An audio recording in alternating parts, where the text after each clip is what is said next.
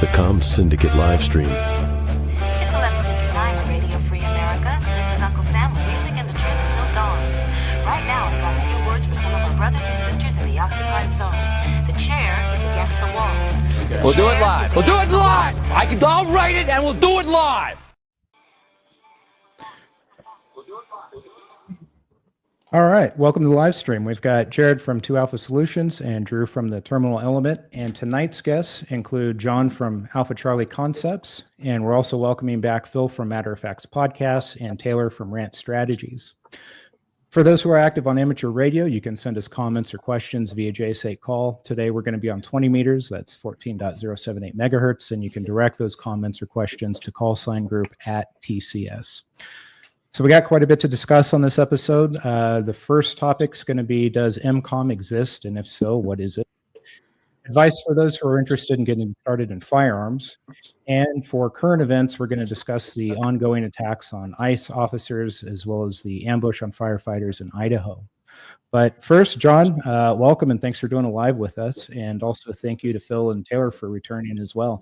John, I wanted to just kind of take a minute and talk about your channel a little bit if we could. And for those not familiar with your content, can you tell us a little bit about your channel? My channel is Alpha Charlie Concepts. Talk about a whole lot of nothing. No, I've long had my channel and just tried to focus on just a wide variety of things when it comes to preparedness and firearms related stuff, communication stuff, all of it into one big thing. I haven't ever really focused on one particular thing, but I've always tried to approach it from, hey, here's what I'm doing. Here's what I like. Here's what some of my friends are doing and like. If you can benefit from it, learn something from it, great. If not, you do you. And that's been pretty much it for 12, 13 years now. Right on. I appreciate that. Thank you. And so I guess we can jump into our first topic. And I know we probably should have talked about this a little bit more during the show, but we'll try and go for about an hour. If we end up running a little bit over, we'll call it out. And if you guys want to continue, we can continue. But we'll try not to turn this into a 3-hour ordeal. But the first topic is about NCOMs. And recently, Drew, you did a video, and I guess it ruffled some feathers among proponents of MCOM. And I believe that title of that video was MCOM doesn't exist. And then you had something in there, it's okay, you're still a good person, which I thought was pretty funny. But you got quite a few people to agree with you. And there were also some who disagreed. But it seems that your overall message was that MCOM, I guess, doesn't exist. And that many in the radio community seem to use this term kind of loosely.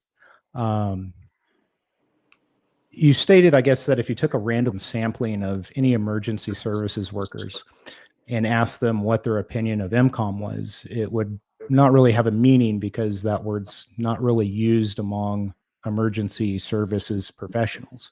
That's correct. So, nobody would have any idea what you're talking about. Fair enough. And so to expand on this topic, I've decided that I'm going to take the position that MCOM is a real thing, but with the caveat that I think it kind of depends on what your perspective is.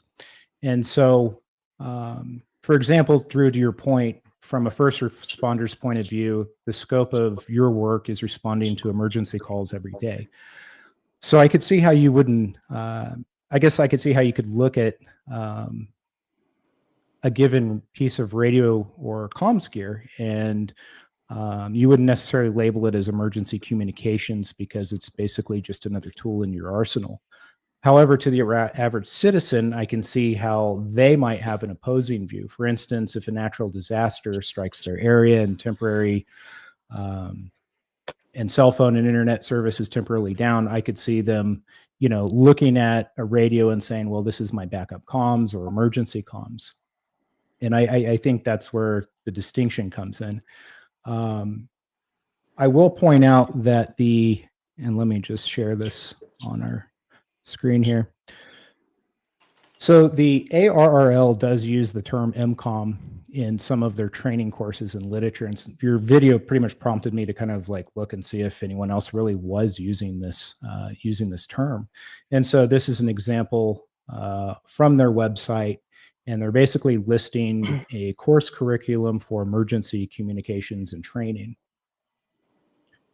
And I think there's another one on. I'd be super interested in finding out where that term came from. Is it a military term? Is it like who came up with this? What's the provenance of this term? Because I guarantee you could call 911 for just about anything, and the ARRL is not showing up to respond to your emergency. So I don't know to what extent they actually do any sort of emergency response. Well, I don't think that look like? But I think I have an idea as to where it originated from. But yeah, tell me. I'd love to learn. But before I get there, and this is just what I think based on a pretty high level search. I could be wrong, but other organizations such as like ARES and RACES, they make references to emergency communications as well. Although I'm not certain if they specifically use that term EMCOM as basically a definition to describe the scope of what they do. Let me find my slide where I think that it came from. Yeah, that'd be really cool to find out. I'll tell you, 20 years in the field, over 20 years, I've never once seen one of those guys out there doing anything. And I have responded to a variety of types of emergencies, from wildland fire to floods to hurricanes to your routine medicals and fires and granny beating grandpa in the head with his cane, and I think this is where it comes from, is FCC Part 97, and they're basically. Does that say EMCOM? No way. They're talking about the basis and purpose of amateur radio. Well, they don't use the word EMCOM. Okay, I just want to know who came up with this, because here's my point. Of course, emergency communications exist, but the industry, the capital E EMCOM, right? Kind of like that capital S science. Like what is that? And it seems to have been created, concocted, fabricated by folks who don't have any experience in any sort of emergency response. And that's okay. I don't think every single engineer of a cardiac monitor works in the field, and they don't need to, right? So they might have really good ideas. But so the first test would be, does this person work in the field? Okay, and if not, do they say some really weird stuff that doesn't kind of jive with reality? Just kind of leaves you going, that's not right. And so the reason I made that video, actually, I'm going to say Alpha Charlie Concepts and Grunt Proof both have been making videos lately on just kind of dispelling some myths. Is that correct, John? You've been kind of on like a myth dispelling trend, right? I've been doing that like since day one. Yeah. Okay. Yeah. Forever. So, and I like that. I like that. I like it when I'm confronted with maybe some fantasies that I've gotten too wrapped up in, and it checks me. And it makes me a better person. It sharpens me. And so I like that. And I was actually really surprised at the positive type of response I got from just saying like, this word doesn't exist. And, if you see people kind of, using it weird and saying and doing weird stuff, maybe just give yourself some pause and reconsider. I was really surprised to see that a lot of other people appreciated that too. I thought I was in for a fight. I thought it was a good video. I thought that it did bring up a good question, because you do see a lot of people using that term. I've used it in the past, but I've always thought that it was an amateur radio thing, not necessarily a thing that firefighters and paramedics use with each other. But back to what I was saying is, I think some of this originated with pretty much the stated basis and purpose of amateur radio. So I won't read all of them. I'm just going to read the one that's important to what we're talking about, and that's A, and it's recognition and enhancement of the value of the amateur service to the public as a voluntary non-commercial service, particularly with respect to providing emergency communications. Cool. So what I'm saying is that I think that there's a precedent for amateur radio, for whatever reason, to be considered as a tool for emergency communications. And that might go back to some of the wars we fought or something. No argument from me at all there. You if you're taking the antithetical point to whatever I said, you're failing. I agree wholeheartedly. But I would like to say that emergency communications are going to always be a whole lot less sexy than the YouTube videos you see, because sexy gets clicks, but in reality, it's going to be a lot more mundane, and it has to be. It is required to be, because the vast majority of people you're going to respond to emergencies with, or participate in an emergency with, or suffer an emergency with, have no knowledge or desire to learn anything about their radio greater than pushing a button. Back me up here, guys. We're a statistical anomaly. All of us here and everybody watching right now, if you're interested in radios in any capacity, you are rare enough to be a statistical anomaly. You might as well not even exist. And I'm being a little hyperbolic here, but nobody cares. And so it has to be simpler, and it's going to look like things like what your 2-meter linked repeater system in your hometown looks like right now. That looks a whole lot more like an emergency. Know how to actually operate and understand how to operate a radio. How many? I would say 5%. That might be even a generous estimate. 5% is generous. It depends on how far you want to broaden out that definition of radio. You know what I mean? Like if you restrict it just to hams, that's a small group. If you broaden it out to something like FRS radios, walkie-talkies, it gets a little broader, but still. In general, just radio, two-way radio communication in general. Yeah, but what it boils down to at the end of the day is that you could toss a Baofeng to like 1,000 people off the street. You might find 3 that can figure out quickly how to program that thing. So it's, to Drew's point, yeah, it's a small club. I think it's important to kind of talk about this because there are a ton of people on YouTube that do use this term. And I think that, I mean, you and I have talked privately about this, Drew, but, I think the comments that you made from your point of view as a first responder are valid, especially when discussing the differences between commercial and amateur radio use. And I think that's kind of where the disconnect is people aren't really making that distinction between the two. One last example, because you mentioned that ham radios operators aren't going to come to your rescue, and that's true. But there are instances where Did I say that? Some of them, well, I mean, not come to your rescue in the sense that, like a firefighter is going to show up to your house, But my final example is this. So this is an example of kind of people filling in the gap. So during the recent floods in Texas that tragically claimed I think the lives of over 100 victims. I think it's up to about 135 now. But the ARRL did post this story about amateur radio operators who are volunteering, and they're apparently embedded with some local agencies. I'm not sure which ones those are, cool. But they're kind of filling in where they can. But I think one of the problems with a lot, and then I'm going to open this up to everyone on the panel, but I think one of the problems with a lot of prepping and comms channels is they are styling their content for the exception and not necessarily the rule. Not all, but some appear to be placing emphasis on like fantasy scenarios as opposed to, things that happen regularly, like hurricanes, earthquakes, tornadoes, floods, which are things that, like I said, do happen on a regular basis. But I'll open it up to everyone. What is your opinion of MCOM, and do you think it's a real thing based on what Drew said and some of the counterpoints that I gave you? I think these MCOM groups have definitely a sense of, I'm not sure what word to use, but I think they think they're more important than they are.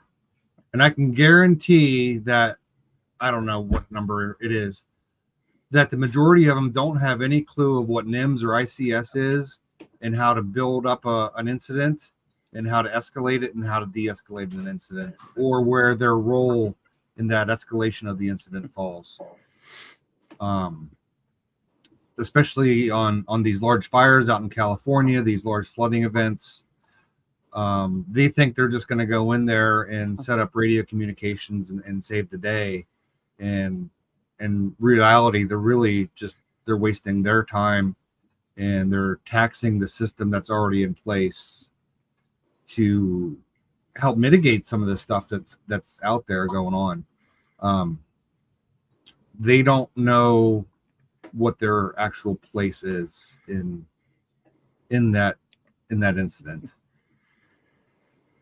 I mean, personally, I think a lot of the problem here is that there's the terms emergency communications and backup communications get used almost interchangeably by a lot of lay people, by a lot of these communities. The preparedness community being probably one of the greatest offenders here, is that they conflate backup communications and emergency communications. And I've said time after time in my own content, like if you're going to have if a radio is going to be part of your communications plan, it has to be part of a communications plan, and part of that has to include who you're going to reach out to, how you're going to coordinate, what assistance can they provide, and a bunch of other things that the average person that gets, neck deep into MCOM never thinks about. There's the perception amongst a lot of people is I have a radio, and when the flag goes up, I'm going to call it and random people are going to come to my aid. And I'm like, that's just not rational or reasonable. It makes no sense to even assume that would be the case. So well, the first thing off, have some personal responsibility on how to mitigate your own so-called emergency. True, but that's why I don't really take a position on emergency communications. To me, I look at things in terms of this is backup communication. My first line of communication is always cell phones. Everybody's got one. They usually work. They're usually reliable. They're usually in your pocket and charged. And then after that, everything is backup communications. If your primary goes down, what are we going to go to, and how is it going to fill the gap? What need is it going to meet? Right. But I think that when people think emergency communications, you're talking about communications in an emergency. Your first line of communication should always be the thing that is most likely to get you help, which is probably going to be your daggum cell phone. But again, that's why I'm saying like we're conflating, not us, but emergency and backup communications are being conflated together. And I think that's where a lot of the misunderstanding starts. In the public safety realm where I come from, and Drew and Taylor, emergency communication system is what we use on a daily basis, and it's not an emergency. We might receive emergency calls on that or have to give out an emergency.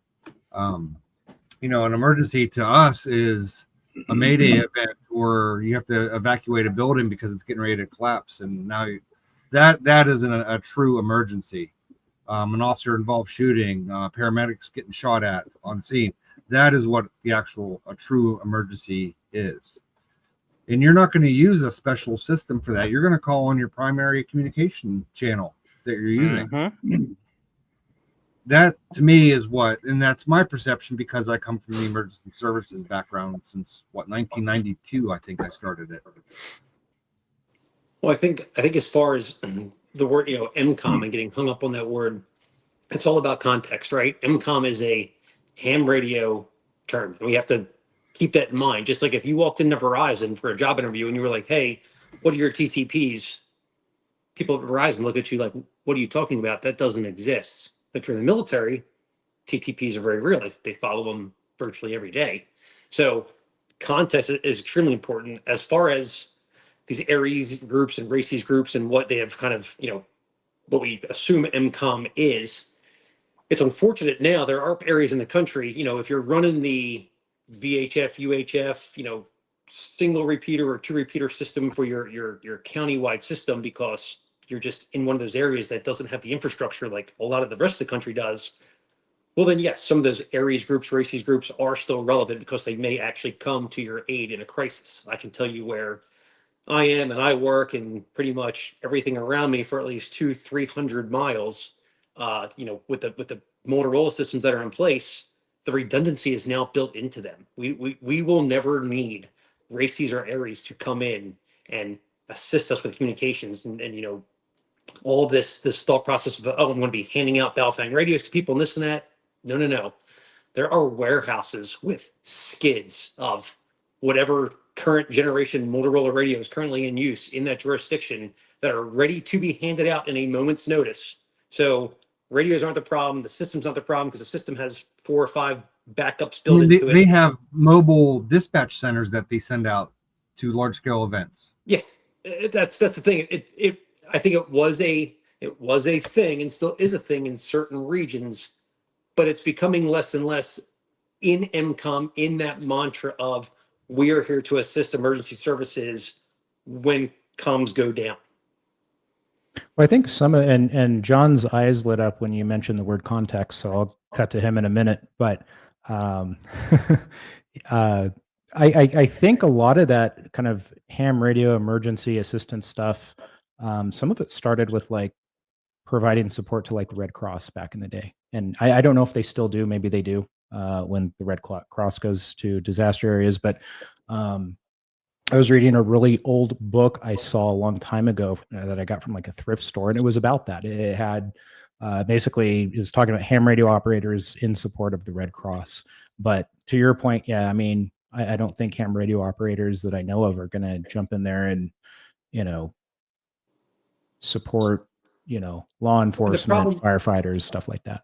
And the problem with it is, in the pure ham radio personnel, we're kind of our own worst enemy, because Jared brought it up when he's talking about, not knowing NIMS and not knowing ICS. Well, if you get paired up at the Red Cross tent and the Red Cross people are assuming you are now part of this operation and you should know where you lie, and we've kind of seen the majority of what is out there and they don't, that's very frustrating. They're going to find a way to make you obsolete and not have to rely on you when there is a situation. John, what say you? Well, the context thing is obviously big with me, and it seems like semantics, but it's really not. So back to kind of like what Phil was saying, there's a difference between backup communications and communications plans at a personal level versus emergency communications. Like, I'll just use myself an example. So for like me and my family, obviously if the family's out and about or in town, we're on the far outskirts of the county, but if they're in town, I mean, we use our cell phones. But if something were to happen, my wife and sons have all got radios in their vehicles, and we've got multiple different repeaters in the county that one of them covers a ridiculously big area. And if we couldn't talk on the phone, that's one of our backup plans of call on the radio. I happen to be the luxury of working from home, so I've always got my base radios on listening throughout the day. And it's just a standard thing that if anybody's here at the house, phone suddenly stopped working, make sure the radio's turned on and be listening. That's our backup communications plans. Now that backup might come into play in an emergency, but it's still a backup plan. Now the flip side, not really the flip side, but the alternate side of that is our emergency operations center here where I live, they have a couple of different 2-meter repeaters that are just open for people to use, but in the event of the OC being activated, they have those repeaters up for emergency communications. Last year they got, we have a really big GMRS repeater here, and they've got the GMRS system set up in the EOC now, specifically with the intent of when we get these things, y'all might have heard of them, hurricanes, for those of you not from down in deep south. When they come through, sometimes they tend to take out things in very, very wide paths and swaths of areas. So with the EOC and having those repeaters up, like out where I'm at, I'm on a dead end road. Our road, we've got some elderly neighbors and stuff. If cell phones weren't working, which it's hit or miss out here sometimes, you can go 5 feet and like your phone works great. And if you turn the wrong way, you suddenly have no signal. That's on a good day. Storms come through. If power's been out for a week, our cell towers usually aren't working.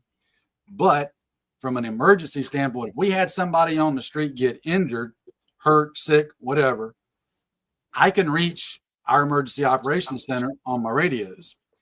Now, to go with like what Jared and Taylor were saying, I'm not talking directly with the fire department, the police department, anybody else. I will be talking with the Emergency Operations Center. I will be giving them information. Hey, here's where we're at. Here's what we got going on. Can you get some help to us? And then they would use their super fancy systems to obviously keep talking to police department, fire department, whoever, and then send them out if they could. So in my mind, that's how you would use emergency communications when it is an actual emergency versus backup communications just when, and again, the backup communications might come into play because of an emergency, but it's still a backup to my normal plan of communications. And I think what y'all saying earlier, I think people sometimes get everything twisted and mixed up. And, like Taylor said, if you walk into like a business or something, you start talking about SOPs and TTPs, and they're going to look at you cross-eyed and like, what? So, right. It's all about understanding the context of how this thing applies to you and your situation. Now, here in Florida, we do have something called, y'all might have heard of it, SARnet.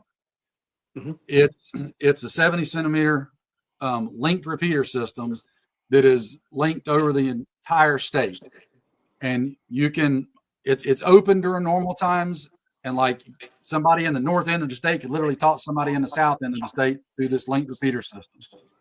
In the event of hurricanes coming in, the state emergency operations center takes over control of that system, and they run a net, and they literally have the EOCs from each county in the state, especially ones that might be in the middle of being affected by a hurricane, that are in contact with the state EOC to coordinate stuff at that level. But again, it's not talking directly with the average police officer, firefighter, paramedic, or whatever on the street.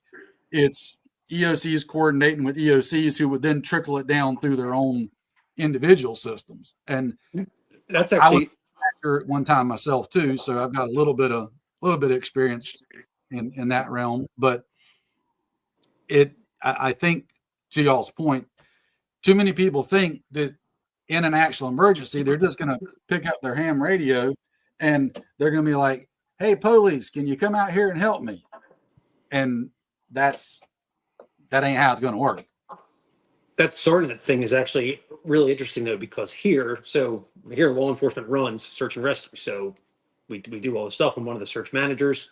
Well, once it hits a certain point, when we start looking out for additional resources, we actually reach out to the civilian volunteer search and rescue organizations. But when they show up, they're on the national search and rescue VHF radio frequencies. Mm-hmm. Our Apex 7000s have them in it, but there's no repeater infrastructure. So once they're, past a certain point, their, personal comms, obviously, number one, don't coincide with our 700 megahertz system. But number two, they get, ranged out, and we have no idea. It's like they can still talk to each other because they're in the woods, but now we're out of the game because we can't hear them. So having a statewide, like, civilian SARnet is a really cool idea. Yeah, it's a big thing, and it's fun to listen to, because we can be in one part of the state that's not being affected by a storm, and listen to the net and be getting actual live on the ground info from where stuff's happening at. And then, on a regular given day, it's just an open network. I've got friends. I'm way up in the north part of the state. I got friends way down the south part of the state. We can talk to each other on it, simple as. So, it's a pretty cool thing that we got, but I think it's kind of unique to us because I haven't seen too many other states that have got a literal statewide link system like that, where you can be just about anywhere in the state, depending on obvious factors, your radio antenna, power, distance from the closest repeater, whatever. But most areas of the state, you can pretty reliably hit one of the repeaters somewhere. Well, the thing that's cool about I know that is Pennsylvania has a statewide system. I believe it's an 800 megahertz system. And PennDOT uses it. The Pennsylvania State Police use it. And it's a trunk system, I believe, too. And it's been in place for a number of years. No, but it's just the discipline, though, that the state can have that kind of system. Because, the truth of the reality is there are really, robust linked repeater systems all across the United States. Like here where I am, we have KZ. which is the University of Pennsylvania owns and maintains that. And I mean, you're talking from basically Washington, D.C. to parts of New York. The thing is unbelievable. But to be able to flip the switch and have the moderators come in and say, hey, there's a search and rescue incident going on, everybody hold the air. That's pretty awesome. I haven't forgotten all you guys in the comment section. We are going to get to those in a second. I'll throw one up right now. Here's one. What is everyone's thoughts on Skywarn or CERT, mostly on GMRS, some ham on county repeaters? Any opinions on that? I'll go easy, Robert. That's a buddy of mine. I mean, at the risk of offending any CERT person, I've never worked with one because I've never worked in a county that had a functioning CERT. I've worked in places with CERT teams, but never one that was actually functioning. So if a CERT team actually wanted to be helpful, I think they should be proactive and approach their served agencies and find out like what actually can we help you do, what are your gaps, and try to meet those needs. I've never experienced it, but I don't discount the potential for the usefulness of those types of teams. I don't know anything about Skywarn though. Taylor, I'm sorry I interrupted you. Well, I was just saying, if you know, I just did that video not too long ago where I talked about developing that CERT program because I kind of wanted to revamp our local one and say, hey, like have required training, you know, have the checklist basically say you are a vetted person that's had a background check done. You hold a national certification and at least like bleeding control or some sort of first aid. You have the appropriate ham radio license for whatever you're going to be using. Like it's an actual person who is not only qualified, but also competent in what they're doing. That, hey, if you do decide to reactivate the local CERT team and you're sprung into action, we have full confidence in the fact that if you're out there and you go to report something to EOC to get help there, that it's a valid response that we need to go. You know, maybe even a physical test as well. And I'm not talking about like an arduous pack test, but like when I see a guy getting winded eating his sandwich, I'm like, man, you're going to cause more work for me than I really want to do right now. So I think there's things that those types of teams can do to prove their worth. And even if areas maybe looked at what the trends are in emergency services and emergency communications, like everybody's using Starlink, right? And it makes sense because Starlink is a really good product. If Aries were to say, hey, we don't want to change anything you're doing. We know you're using Starlink, but we're willing to come in and like set all that stuff up. And we're willing to set up the mesh network and get all your printers all connected to your laptops. And we're going to do some of that. And if all that fails, we are trained to go hook up we're going to throw antennas up in trees and we can talk across the country if you need it and interface with the WinLink system. Like, I think they could actually maintain some relevance and do really good, but I don't see that happening. In fact, when I have approached a local Aries team about a need I had as a served entity, they were like, no, I don't think so. Like, you're fucking kidding me. I'm the guy you're supposed to do this for. Anyway. That kind of segues into that. So after Hurricane Ida in Southeast Louisiana, all comms went down. First responders were out of contact with dispatch until a balloon with an antenna went up nearly 36 hours later. I guess. So me having been down here, living on the Gulf Coast, living in Southeast Louisiana, and I was here for Hurricane Ida, I'm really curious, and I haven't seen Darth Kitty pop back up exactly where he's reporting this from. Because that does matter. Like if we're talking about like the New Orleans Metro, the North Shore, like where I'm at, I mean, we were out of AT&T's entire system got taken down until about 4 p.m. the day after Hurricane Ida hit, because it hit kind of late in the evening the night before. And I think most of the other cell towers were actually up and chattering. But when you go further south towards the Gulf, things got very medieval for an extended period of time. But, you know, to his point, yeah, but our amateur radio operator is going to come in and fill that void in that 36-hour period? Probably not, because it's going to take them that long probably to get their equipment going and have everything be compatible. Well, but the bigger problem is if we're talking about like the amateur radio operators that are in that area, I would suspect that in something like a Cat 4 hurricane that sends 7 zip codes back to the Stone Age, they've got bigger problems to deal with if they're in the affected area. And if you have people from outside the affected area to be able to bring them in to fill that void, you have to be able to deploy them with food, with water, with all their comms, with a way to charge their stuff, with fuel, and that's more infrastructure than the average, like, I hate to say amateur, but the average non-governmental entity is going to be able to field quickly. Right. Like, to me, that the thing of it is that I love the idea of Skywarn insert. I am all about local communities being able to self-rescue and be able to self-aid. I am all about that. But I just, from having been like in Louisiana National Guard during Hurricane Katrina, and then from having been down here for Hurricane Ida, so it's two major hurricanes that slapped me upside the head. And I was on the military and on the civilian side of those. So, like, I know that the average person is not going to have the ability to care for themselves and be able to act in the common good at the same time. There's a couple more that I'll get to. Scruffy McScrufferton, I think there's a lot of hero complex, and welcome back, Scruffy. I think there's a lot of hero complex surrounding emergency comms, that the one prepared operator or group is going to be the singular reason for success. Same with the prepping world in general. I think that's a fair point. I mean, that's really fair criticism. I've been around the preparedness community for quite a number of years, even before I was doing content for it. And there are a lot of people that suffer from main character syndrome. If you're familiar with that term, like they have the plot armor, everything is going to go right. They're going to turn the radio. It's going to work perfectly the first time. Their magazines will never run dry, and they will never run out of food and water. Everyone wants to be Mad Max in the movie, though.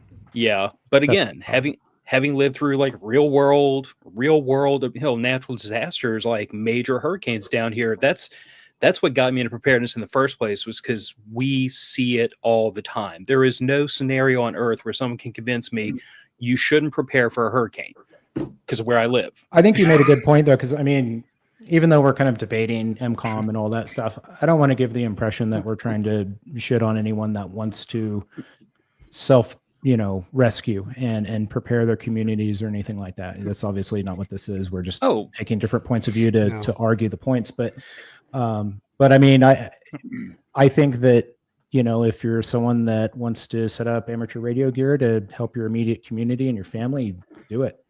That's kind of what I think MCOMs really is. It's backup communications for my family when my cell phone and the internet go down, and we can communicate with each other. And quite possibly, if I need to arm some neighbors with some radios in a pinch, then I can do that too. Beyond that, to all of your points, I don't have the infrastructure, expertise, training, insight, or any of that stuff to have any kind of positive impact on any governmental entity, to fill a void. I think that's fantasy. Well, and I hope I never ever gave anybody the impression that I was trying to discourage the use of any type of communications for preparedness or even for use in an emergency. I think we all have an obligation to the truth, and we all have an obligation to know our own limitations. So my issue is with this capital E MCOM influencer industry that has erected itself on YouTube, and it just, some of these folks seem to be dispensing some really suspicious information. And Hold so I just, we're going to take a quick message from one of our radio sponsors. We have a radio sponsor? I'm kidding. Okay. Brought to you by Carl's Jr. So brought to you by Kenwood's MCOM 1 for the show. But if I were to create a channel, and I had hundreds of thousands of subscribers, and I called that channel the Milcom Prepper or something like that, but I've never served in the military. Okay, that's a little weird, but maybe I do have some good ideas for how the military could communicate. But then I go on and you see me making videos of me putting my sights on my rifle backwards, and my first aid kit all fits in an Altoids tin. Like, maybe we really should just kind of pause. And maybe I'm not the guy to be taken seriously on this topic. We're going to get there in a moment. Am I making sense here? And I really hope so. And I really hope to never discourage anyone from communicating in an emergency, whatever means you can. A good point, because if you're arguing in favor of community self-rescuing and all that stuff to a certain extent, when the North Carolina hurricane took out everything, the only comms they had was a 2-meter repeater, and to him that's NCOMs. And again, I think it's fair to say it's a matter of perspective. I don't think it's accurate to be like, firefighters and paramedics are using emergency communications. It's just a radio deal. It's not. Yes, and just with Helene, because I researched this extensively, that 2-meter repeater that was up and working that entire time, the net control guy who manned that thing for like 36 hours straight, and they were getting phone calls to go, hey, can you check on my family member? Can you check on my family member? Is this person alive? It was incredible. And the whole point there is, look, this is not the need for ham radio to be supplementing government organizations. However, U.S. citizens doing what we do to say, hey, no, we're capable, or we have a capability, we're going to use it, and provided a real assistance to the rescue and recovery effort. That was invaluable. And I think something like that's MCOM. Go ahead. Here's a practical application. Noel says, we've got a neighborhood GMRS group to help each other out in bad weather. It's been active for several years now. Exactly. That's awesome. Exactly what we're talking about. And that is awesome. Good for you guys, because, that something like that could be invaluable. And hopefully after the event passes, then, that infrastructure is still there. But Terrence, yes, sure, sir. go ahead. Grab that comment from Yard Sale that just popped up about Grindstone Ministries. I was going to point this out because 6 degrees of separation from Kevin Bacon. Like, I know of Grindstone Ministries through one of the businesses I'm involved with. But I know that they, in particular, had an incident where their only source communication with one of these little mountaintop communities in North Carolina was the guy had a UB5R up on top of a mountain, and that was the only way they were getting any communication down off that mountain. Really? To even announce to anybody, hey, we're stuck up here, we can't get out. The road, I think a bridge washed out, road washed out. Same situation all across that entire area after Hurricane Helene. But that little Baofeng was the only way they were able to call for help, and Grindstone heard it and was able to vector help towards them. So, like, that's why I was saying earlier, like, we have to break these two words apart. There's backup communications, which is my primary went down, I still need to talk. And there's emergency, which is I'm stuck on a mountaintop, we're running out of fuel and water, and we're about to die if you don't get us help. But if we take those two words apart, I do understand what Taylor and John and Drew and Jared are saying. And I agree with it. There is the idea that a bunch of old Elmers with ham radios are going to supplement a governmental organization, a true group of first responders, is probably not rational. But in the instance where you're talking about governmental organizations, military, whatever hasn't shown up yet, and a bunch of lay people are trying to help each other, then I think there is room for those amateur radio operators, those GMRS guys, to come together and try to run help to each other. But I think we have to put those in two separate pots. Like 1 hour after the situation blows up, when there's no police, no firefighters, no EMS on the scene, yes, that is a perfect opportunity for the layperson to be involved. But once the professionals show up, you clear the airwaves, get out of the way, and let the professionals do what they do. Absolutely. Well, to your whole thing on that, and with that, I'm sorry, Taylor, go ahead. I'm sorry. So with your whole thing on that, and with that guy's comment as far as having the GMRS group, there's been countless examples of watching the debriefs and the stories of these horrific wildfires when they come busting through, and people giving interviews to the fact of they're actually giving their 911 calls of them calling in to say, hey, I live here, should I be evacuating? It seems like the fire is really close. And the 911 dispatcher, who's 40-50 miles away, is like, no, there's been no evacuation order yet for your town or neighborhood, so you're fine. You have your own communications infrastructure set up within your own community where you're getting real-time accurate information, and somebody in your group is like, hey, I'm out here on such and such a road, it's really bad, you should all leave. That's so much more valuable than trying to rely on a governmental system to warn you, because that's been proven time and time again. Jared, do you have something? Yeah, so the mountaintop thing with Grindstone Ministries, that's a good example of why you should know how to operate your radio, what frequencies are being utilized in your area. I don't know which way that went. I don't know if the people on top of the mountain actually knew what they were doing, or if Grindstone just happened to hear somebody up there because Grindstone knew what they were doing and the people with the Baofeng didn't. I don't know. I don't. It could go either way. I think it probably just happened by chance that they came across it, and I'm just speculating. But that's a prime example why you need to know how to program a frequency, how to program a PL tone. If you're using DMR, how to program in a talk group. I agree, and another kind of part of that is, and I've been kind of preaching this for a long time, and it's getting to know your neighbors.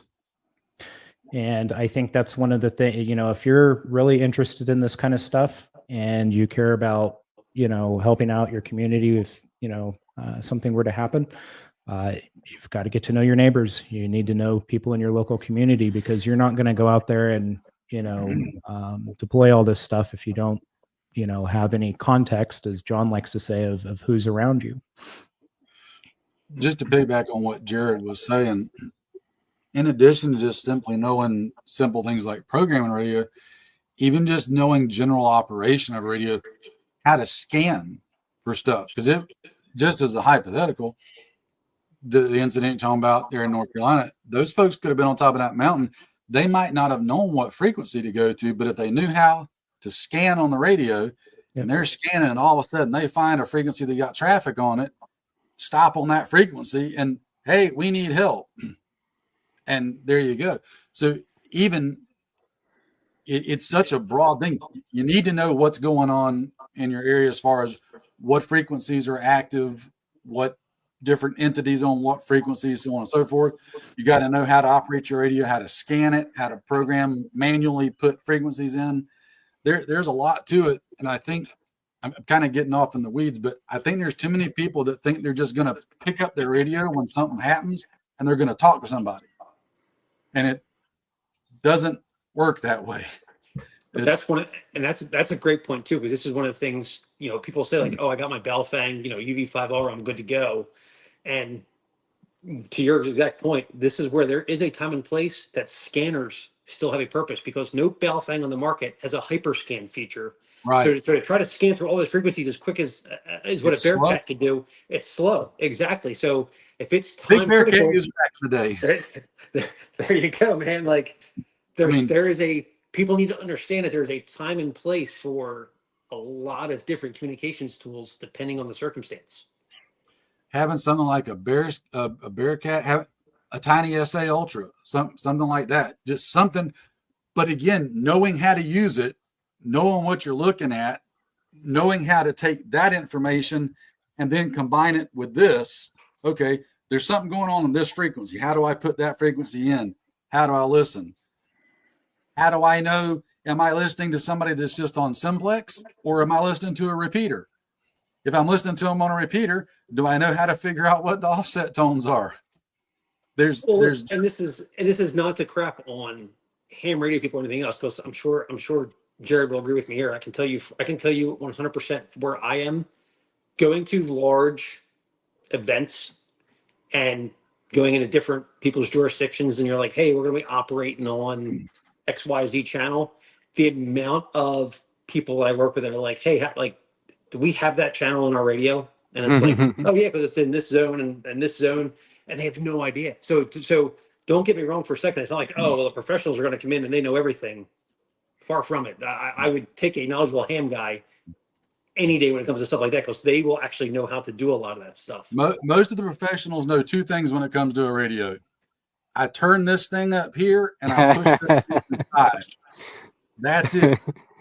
I mean, I say that as having worked in and around them, but I also have a very, very close friend whose part of his literal job is selling and programming systems for law enforcement, fire rescue agencies, that sort of thing.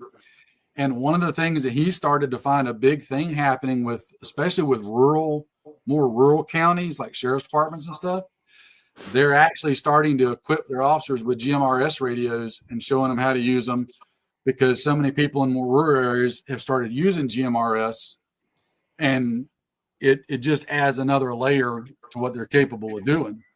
And just for anybody watching or listening, I get kind of wound up sometime about the comm stuff, because I was an old school signal guy. I went to student school at Fort Gordon, but I'm still learning a bunch of this new stuff, because everything we did back in 91, 92 was all analog stuff.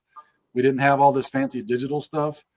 But radios are a big thing for me of being able to communicate. My inner circle of friends, I spend quite a lot of time putting stuff together and us going over, just simple radio operations, just talking to each other around our big piece property we like to do stuff at.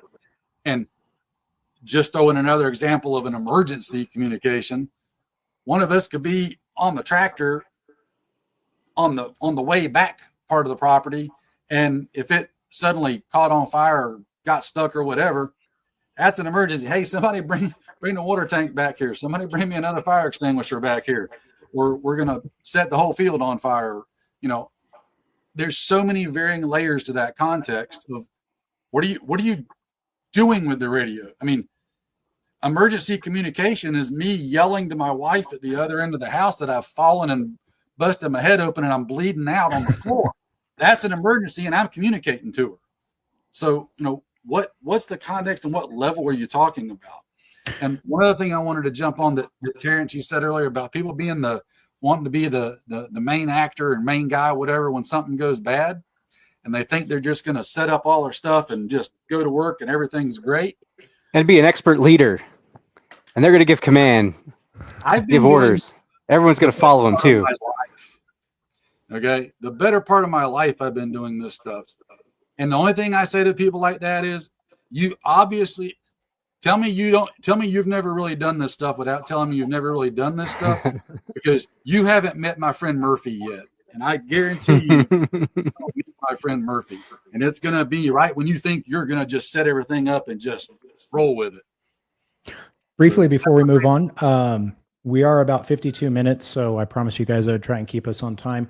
We're about 3/4 of the way, I would say, through our content. So if you guys are okay with going a little bit further after we hit the 1 hour mark, I think we're gonna go slightly over, but that's where we're at. I do want to circle back just to keep things moving to just comments that and the theme of basically appearing to cater to the exception and not the rule. And Drew, you kind of alluded to this, so about the Altoids and backwards iron sights. So we're going to get into discussing firearms a little bit. But a recent example that caught the attention of several content creators as well as some in the 2A community was a YouTube channel that did a video featuring an AR pistol. And the context, because we would be remiss if we didn't mention context for John, of the video was about the gray man philosophy of blending into whatever environment you're in. And I know that there's probably a lot of different opinions on the gray man approach, which we won't get into, but that was the context. This particular channel has approximately 150,000 subs. So it's not a small channel. And they do mainly focus on radio, but it kind of seems like they're trying to make the leap into firearms, which is, that's fine. But before I go any further, I didn't want to bring the channel name up during this live stream for a few reasons. And I know some of you in the comment section will probably scold me for that. But I do want to talk about what happened because there's some lessons learned. And I think that our panel can certainly bring up some as well. But the primary reason I didn't want to mention the channel name is that person's not here to defend themselves, nor do they have anyone here to advocate on their behalf. Secondly, I don't want to come across as piling on because the channel in question, they've already, gotten a lot of grief and negative feedback and has since, I think, pulled the video down. But third, I don't want to speak for all of you, but there have been plenty of times that I've inadvertently put my foot in my mouth and would have been really appreciative for any grace anyone was willing to give me in the comments section. I think that can apply to anyone. But the summary of the video is this. The context was about this content creator's preference for the gray man approach. And as part of that philosophy, this person mentioned that when they're on trips far from home, they like to travel with a firearm. And then they proceeded to reveal an AR pistol that was concealed inside of a gym bag, as well as, I think, like a chest rig. But the problem is immediately people in the comment section began to point out the fact that the content creator had their backup iron sights on backwards. And I'll give you my personal opinion. I'm going to open it up to everyone, but I'm into firearms, but I don't talk about them on my channel because I'm not really qualified. I'm not an expert on this stuff, but I think that, where this channel ran afoul is they failed to respect the new thing they were trying to do. And I think that that's a mistake that anyone can sympathize with. And I think the firearms world is comparable to radio in that it can be a very technical and complicated subject with a very steep learning curve. And you can spend years learning about radio and still not be a subject matter expert on all aspects of it. And I really don't think firearms are any different. And I don't think this channel applied the same respect to the firearms discipline that they did to radio. And so I know everyone on this live stream tonight has seen the video before it was pulled down. And I am very curious as to what your takeaways are and what you think the lessons learned are. John, since you're our first time guest, would you like to go first? So I appreciate the fact that you're not naming and shaming per se, because I mean, sometimes stuff happens. We're all human. We all make mistakes. And let's be real, as I think most of y'all like me, if you put up stuff on YouTube's comment section more often than not can be some of the most holier than thou motards you ever wanted to meet in your life. That said, if you're going to put stuff up, there's two things you got to do. Number one, be careful as you can when you're talking about a serious topic like firearms, because I'm sure most of y'all, and I'm not speaking for you, but for me, the firearm stuff isn't a game. It's not something to be taken lightly at all.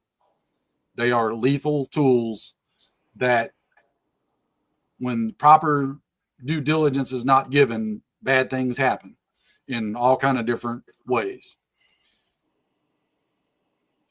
Make sure you don't have to be a firearms expert to talk about firearms. Just make sure what you're talking about, that particular thing, and you know what you're doing on that particular subject at any given point before you go throwing it out there to everybody. Now, to your point, for those that were watching and might not be into firearms, used to it, you might be new to them, whatever. Most backup iron sights, like what you're talking about in this particular incident, I've even just got don't show any props, we'll get booted. Yeah, there are labels and stuff on them. It's pretty obvious if you look at them which way they're supposed to go. Now, in fairness, you can put them on backwards and they'll likely still work as long as you zeroed it. Now, you might experience a little bit of frustration trying to zero it when you're trying to adjust the sights the way they're supposed to be adjusted and your shots are going the wrong direction. It's because they're backwards. But if you've got it zeroed, even if they're on backwards, they'll still likely work. That said, if you're throwing that stuff up for the entire world to see, understand that people are probably going to call you out on it, because it gives the impression that you didn't take the time to really make sure all your stuff was straight before you threw it out there in front of everybody. Again, stuff happens to all of us, but I think this is one of those topics where if you're going to talk about it, you got to do the best you can to be as accurate as you reasonably can, or preface it up front. There's nothing wrong with saying, hey, I'm new to this and I just got this and here's what I'm wanting to do with it, blah, blah, blah. That's different, because then somebody might come in and say, okay, well, hey, just so you know, you've got this wrong, versus saying, here's what I've got and here's what you should have and here's how we're going to use it. That's giving the impression that you know what you're talking about. So that's the difference of saying up front. Again, relating it to the radio stuff, that's like me trying to talk about DMR radios. Yeah, I've got some. I play with them, but I'll be the first to tell you if I'm doing something on them, I am not I'm very, very new to the DMR stuff. I'm trying to learn it. I'm old school analog. So feel free to interject, if there's something that I've got backwards. Now, the flip side of that is you want to start talking to me about other things that I do know what I'm talking about, then that's another story. But that's when we get back to the freaking motard idiots in the comments section, which there's never a shortage of. So that's my 2 cents on the subject. Fair enough. Who would like to go next? Or I can pick someone. Jared, what do you think? May I real quick? We got a really super rare comment in on JS8 20 meter. It's from Whiskey 1 Whiskey Tango Oscar, who I previously logged as a fellow in Klamath Falls, and all I got was at TCS. So I can't reach him again. Fellow in Klamath Falls, if you want to try again on slow-mo, I can hear you. I don't think you can hear me yet, but you might be in a skip zone. Anyway, back to Jared. Keep refining those skills. Go ahead, Jared. I'd unmute there. Basically, just everything that John said. Just be careful with what you're putting out there, because somebody that doesn't know a lot, that's putting information out there, somebody else that knows less is going to come across that and think that that's the way to do it. And that could lead to a very bad situation for you. I made a comment on the video, and I wasn't rude about it or anything. I just basically said, I think you need to get some proper firearms training, get with somebody that knows what they're doing a little bit, and then go forward from there. Also, the way he had his bag packed, he had his AR, 7.5-inch AR, packed about halfway down his bag. So he had to dig through his puff jacket and his chest rig that he got 5 or 6 years ago and has never used. And then he pulls out his AR and the bolts lock backwards. I think the dust cover was open. Yeah, it looks like that was a comment in the comment section. Was it looks like SOS Swish Outdoors and Survival saw that video as well, but made the same comment about the bolt. So just go out and get the training. I always harp on training. You don't know what you don't know, and there's no shame in it, really. There isn't. But you have to know enough to ask. Say, hey, I need some help with this. Who's next? I'll hop in. Do it to it. I know when this whole thing first cooked off, we were having a spirited discussion about how much of the criticism was valid, and I just kind of intoned something I'll say to everybody that's sitting here tonight. Social media is big boy rules. If you put your face on the internet, if you put yourself out there as an expert, if you say I know stuff and you should do it, you are wide open to any amount of criticism gets hurled your way, because this is big boy rules. You go on the internet. It's a rough place sometimes. But the other thing I'd also point out is, like, I ran into this about a year ago where I was watching somebody else's content. I was talking with another friend of mine in the preparedness community about it. And they told me, they said, the problem with what he's putting out there is it makes the assumption that everyone knows everything you do.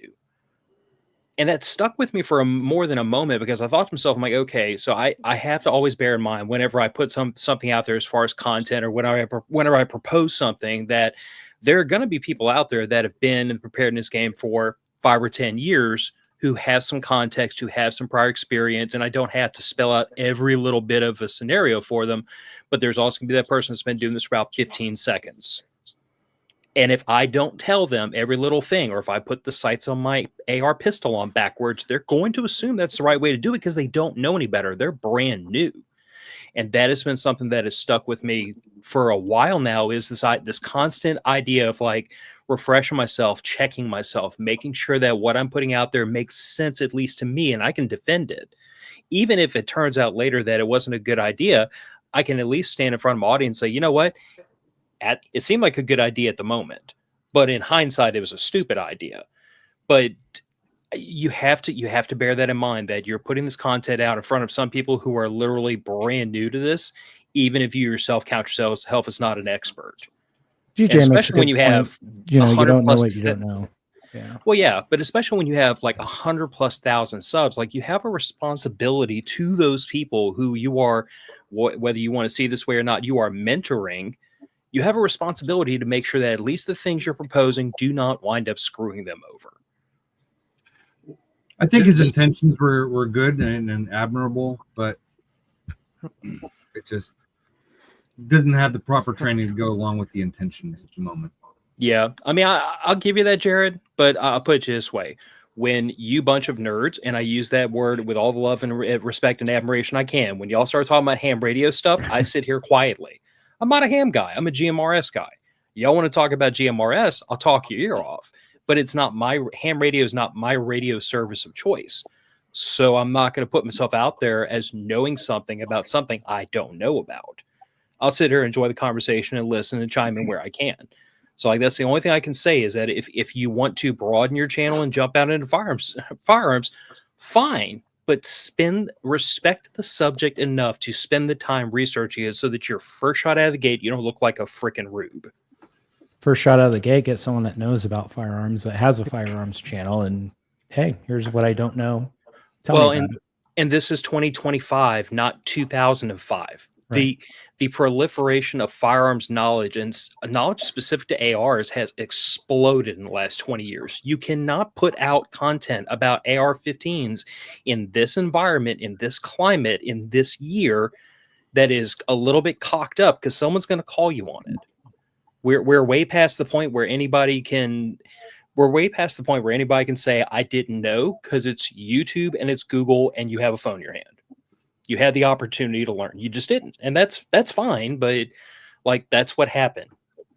I also don't build my LPOPs 20 feet behind my truck either.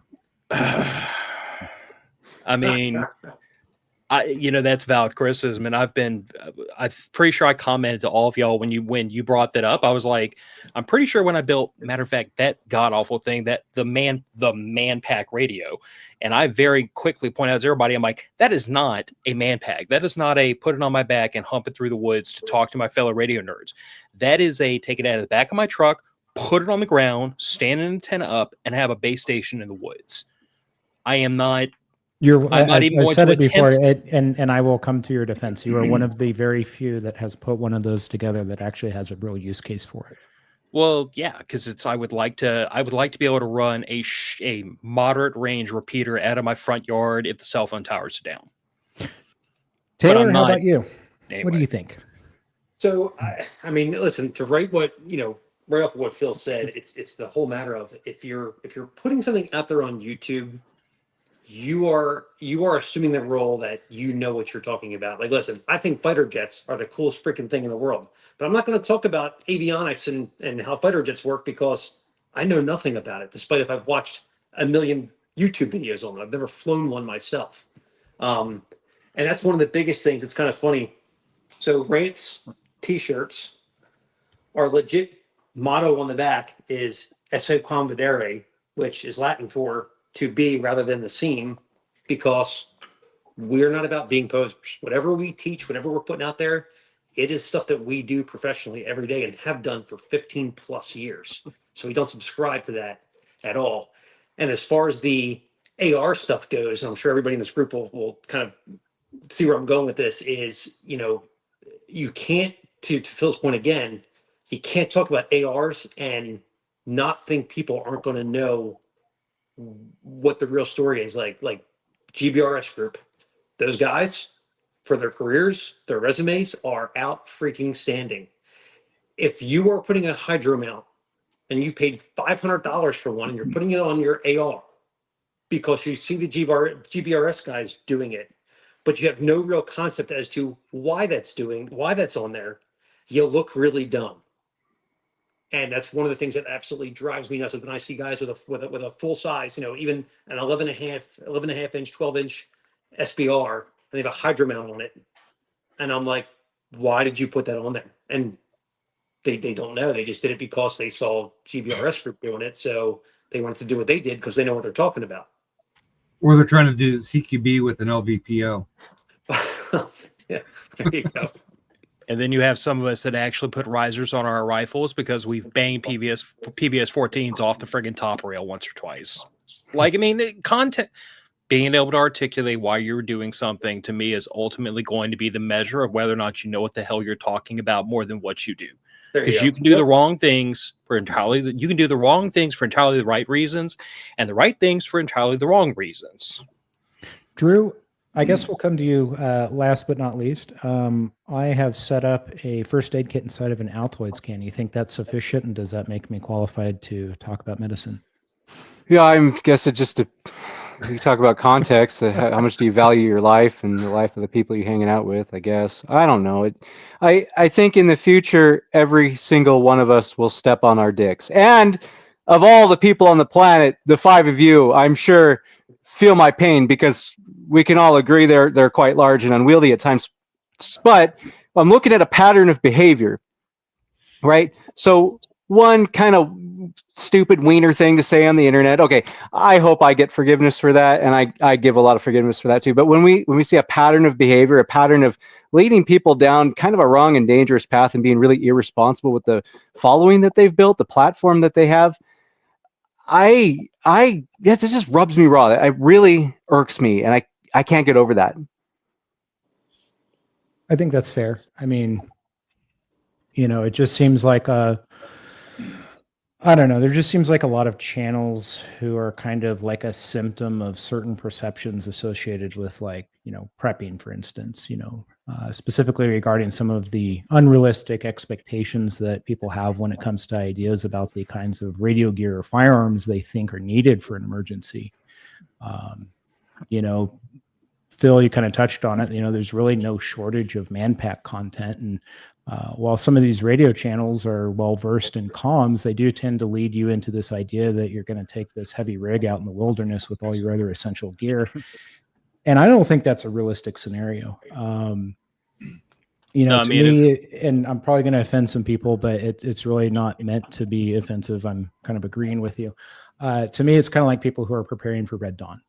But as Phil said before, it's LARPing until it isn't, right? But although I do think that Red Dawn's an unlikely scenario, I will say at least people who are preparing for it have a specific situation in mind, even if it falls into the realm of fantasy. Some of the manpack content, however, doesn't really seem to be purpose driven. That's why, Phil, I said I'll certainly defend you on what you have set up, because I think there's a purpose to it. But some of this other stuff, not so much. And see, I question constantly if the problem is that the content is following the algorithm or the other, or like, it's the tail wagging the dog or not. Because I can put out a video and explain that this is meant for a very narrow use case situation after a Cat 4 hurricane wipes out my zip code, which has happened twice in me living here. And that gets very little to no views. Somebody else talks about a manpack for the end of the world, and it's a big thing. So I can't really tell you. What I can tell you is the thing that I have observed, and most people will be that are honest will observe, is that you wind up needing Band-Aids a lot more often than tourniquets. You wind up needing a tire inflator a lot more often than you need a truck gun. It's like, my mantra in preparedness has always been that if you want to prepare for the esoteric, the weird, the Red Dawn, that's fine. Like, you pick your problems and you figure out how to deal with them. But if you neglect the mundane in the pursuit of the fantastic, to me, that's where I draw the line between LARPing and real life. Like, Red Dawn could be real if you live in, say, Taiwan. I mean, yeah, but that's a little bit of a different situation than living in, like, the New Orleans metro area. If the Chinese start paratrooping into my backyard, you could all line up and say, "I told you so," and I will take it on the chin. But I just don't see it happening. What I do think is going to happen is I'm going to be at work and someone's going to get a headache and I'm going to have to hand out some ibuprofen, because that's happened a couple of times. I'm going to be at work and someone's going to get a paper cut and I'm going to hand them a Band-Aid, because that's happened once. But guess what? The tourniquet, the quick clot, all the prepper stuff has never left my backpack once. All the little individual use super glues that I keep in case, like, somebody gets a big old, oh my God, this is going to bleed a lot kind of problem and I need to glue it shut. Guess what? I've used exactly 0 of those on human beings. I have used 1 on a piece of office equipment that was breaking in half. So I keep going back to this idea, guys, that like, I think a lot of times people get stuck chasing clicks, and clicks come because you do things that scare people, rile people up, or excite people. And then when you have nice level-headed content that says, look, you should have this stuff for a worst case scenario, but you should have this stuff for everyday problems. That just doesn't seem to go. Can I harp on that for a second? The floor is yours. I've done videos on exactly what you just said. And I've tried to tell people, again, that context thing. You should have this, right? When we go to our place and me and the guys get together and we're doing the things, we've got a lot of these around. You know what I also take with me every single time I go there? First aid kit. I take this. You see the difference in these? You know what's in this? I hope not tampons, because I've heard that those might be good for plugging holes, but I'm not sure. No. Right. I'm gonna guess Band-Aids, Benadryl, Tylenol. There's a whole lot of Band-Aids, Benadryl, Tylenol, gauze, tape, because scratches, cuts, briars, things that get infected, so on and so forth. I use this almost every single trip I make to our place to train, because I'm getting cut and scratched and torn up. Right. I've only went into this twice that I can remember. Now, the times that I needed it. But I've got far more of this on hand for everyday use, for zombie alien use, for whatever use. I've still got far more of this than I do these. I wanted to address something. And we ain't got hospitals to go to. I'm going to need a lot more of those Band-Aids and stuff than I am these. 100%. Because even I've got the fortune of having a really good friend who's part of my training group that's a doc. And you should see the stuff that, as a medical professional, he brings out. It's a 20, 30, 40 to 1 ratio of that kind of stuff versus the trauma stuff. He's made the point before, since we're talking about the med stuff real quick. If we're in the situation where there's, zombie aliens or whatever, probably ain't going to be no hospitals, right? If you get hurt bad enough that you need that, now what? I think that's okay. You put your tourniquet on, but obviously we're in this situation. There's no calling 911 and going to a hospital. So why do I need to really be carrying 4 tourniquets on me at that point? Because if I need tourniquets, we got problems. But Band-Aids and stuff that might keep me having a slow death from an infection when there's no hospital, that I can do something about. But nobody wants to hear the stuff about the Band-Aids.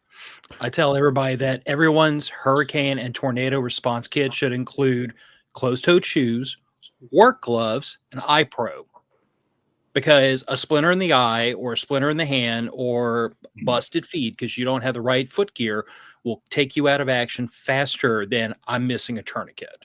Yeah. I mean, it sounds, I understand. Someone said it doesn't feed the fantasy. Agreed. I agree. It sounds like common sense, but I'm telling you, I've lived through enough hurricanes and watched enough neighbors to know it's not common sense. I want to address a comment from Tim here. He said firearms are easier to learn and use than communications. I think that's a matter of perspective, and it kind of ties into the things that John was talking about, as far as first aid and stuff like that. If you're genuinely curious about these subjects, you're going to find a way. I respectfully disagree with him. You're going to find a way to learn. I hear a lot of firearms guys say, "Oh, I just, Tom's, it's too technical. I don't get it." But if you spend as much time learning about communications as you do firearms, you're going to get it.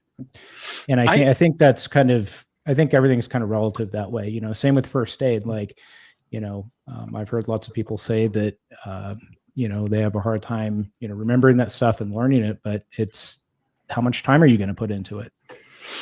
No, and I agree with what you're saying, Terrence. I'm only going to say that it's been my observation in a variety of different fields that things, when you know nothing, things seem complicated. When you learn some, things seem really easy.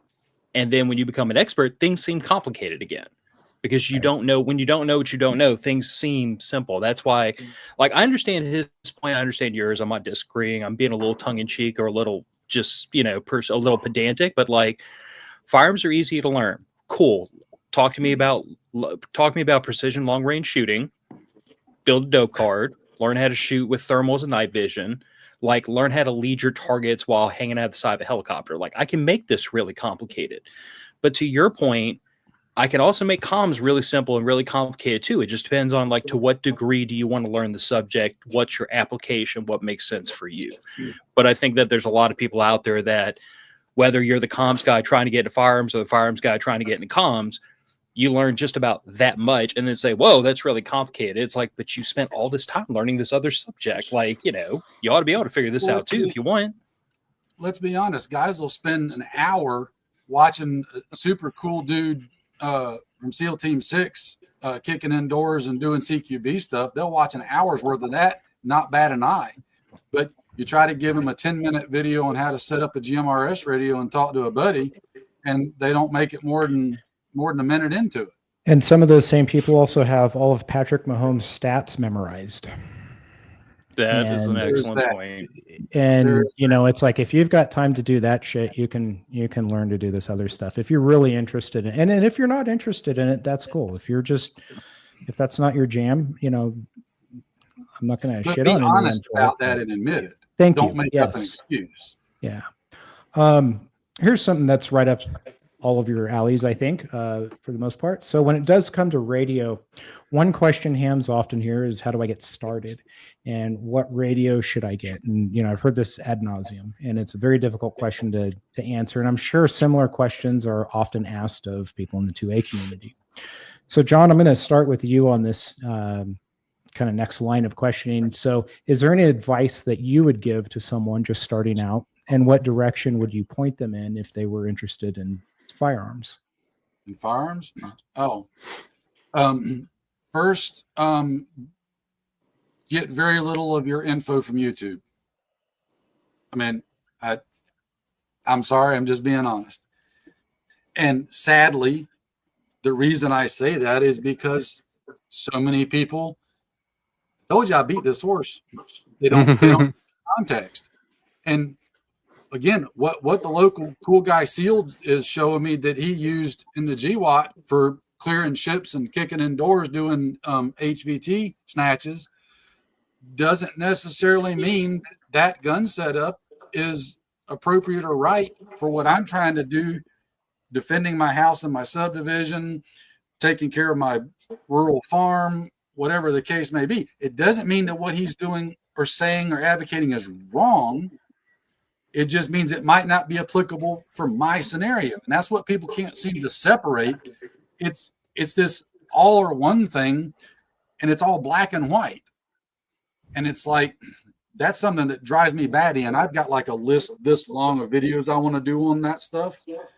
And I just never had the time to get around to it. But to your point, don't feel like you've got to take out a second mortgage to get started when it comes to the firearm stuff. You can get what a lot of people will consider trash tier stuff. Generally, it's not. There are exceptions, but you can get a decent rifle for not a lot of money to start learning and practicing and training on. As long as it does two things, if it goes bang every time you pull the trigger and it hits the target, you're good. You can learn and train from there. But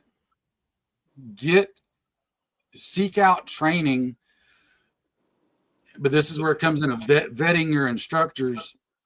Make sure that what they're teaching again, is applicable for what you're wanting to try How to do you vet a good instructor? How do you know? Like comment earlier on was you don't know what you don't know. And I think that's probably That- true with instruction.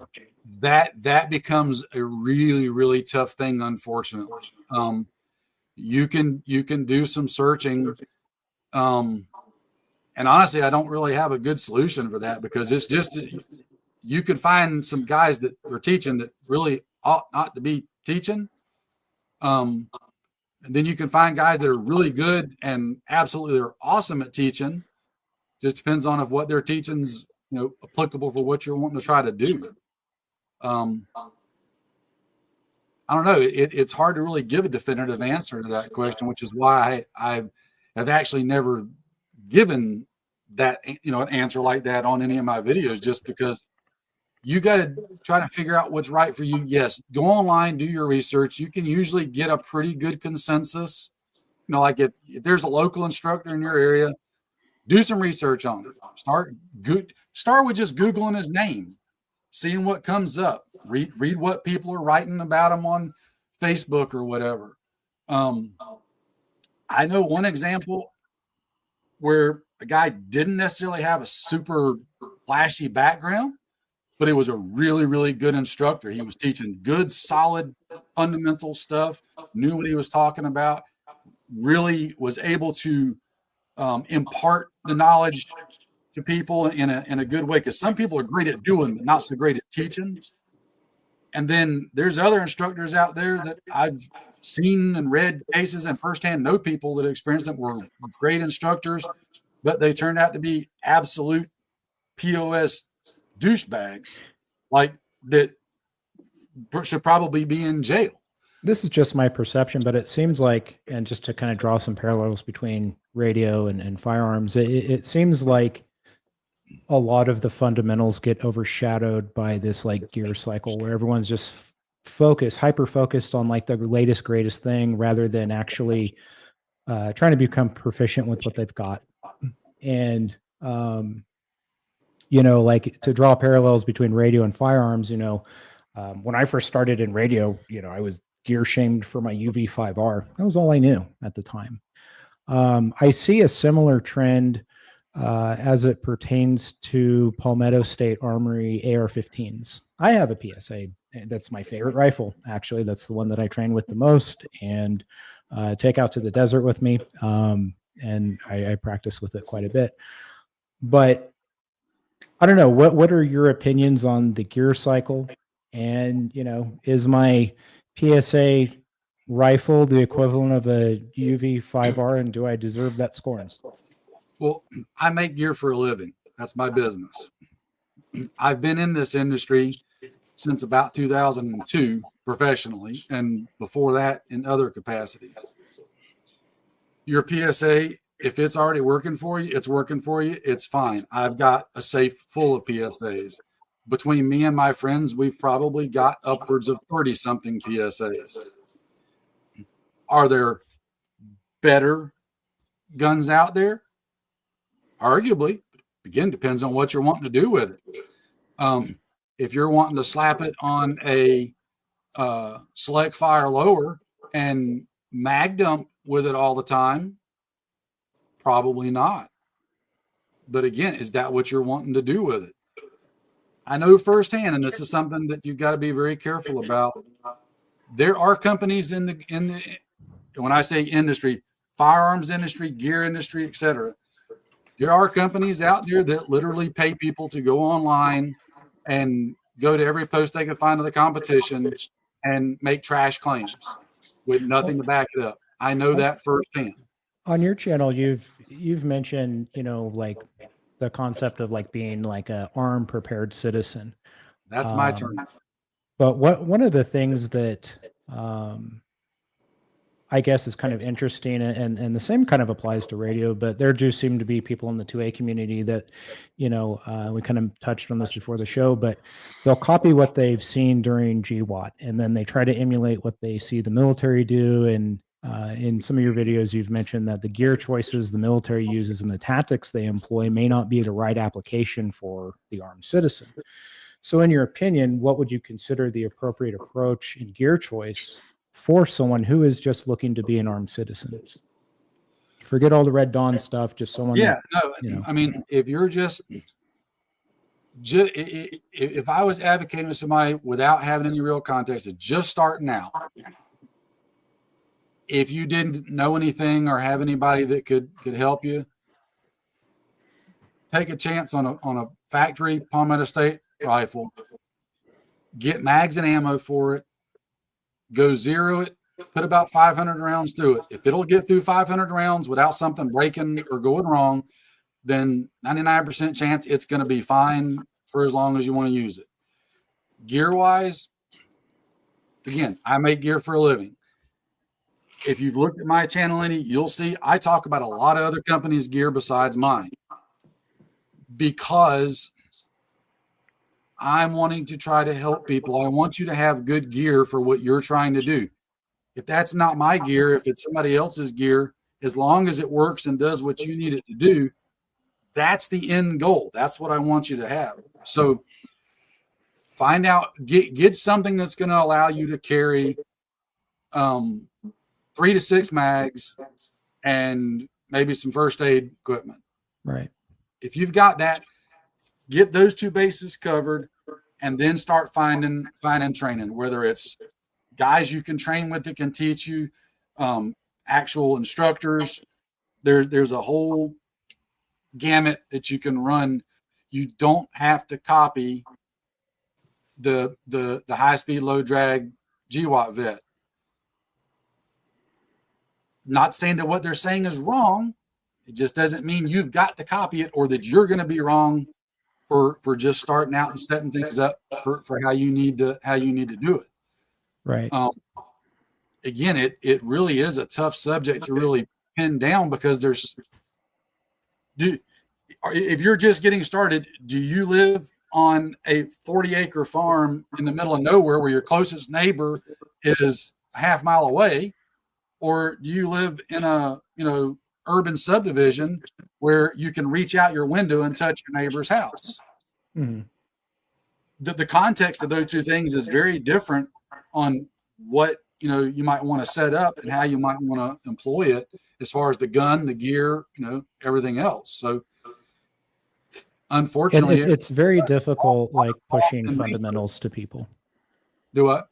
It's very difficult trying to push the fundamentals to people. I kind of run into that with questions about radio, and people's eyes glaze over because it's not like Corsair in the comment. Corsair trainers mentioned that in the comment section earlier. Some of the stuff just isn't sexy, and it doesn't. Yeah, the fundamentals. I've gotten criticized about that before, because I've preached to guys a lot. The fundamentals, dude. It goes back to when I was in martial arts. Me and my sons. My sensei was really big on, we do the fundamentals a lot. And it is helping to kind of put your brain on autopilot, so that when it comes time to actually have to do something, those fundamental things are habit. For example, just talking about an AR, working the safety on and off. If you just practice working that dry firing, safety on, safety off, safety on, safety off, it starts programming it so that you start unconsciously working that safety. You want to get it to a level. I had a good instructor years ago. He always asked the class at the beginning of the class, when you were driving the class today, how many times did you hit the brakes on your car? And everybody's like, I don't know. I got no idea. But you did hit the brakes multiple times. But you do it kind of at an unconscious level. Your brain, you're not consciously thinking, okay, now I have to press the brake pedal. Your brain sees something and you press the brake. You want to get those fundamentals like that, so that the fundamentals are kind of running on autopilot. I don't think enough people stress those fundamentals. If you do the fundamentals, you can do anything else. You just build on it. That's what you progress and build off of. Right.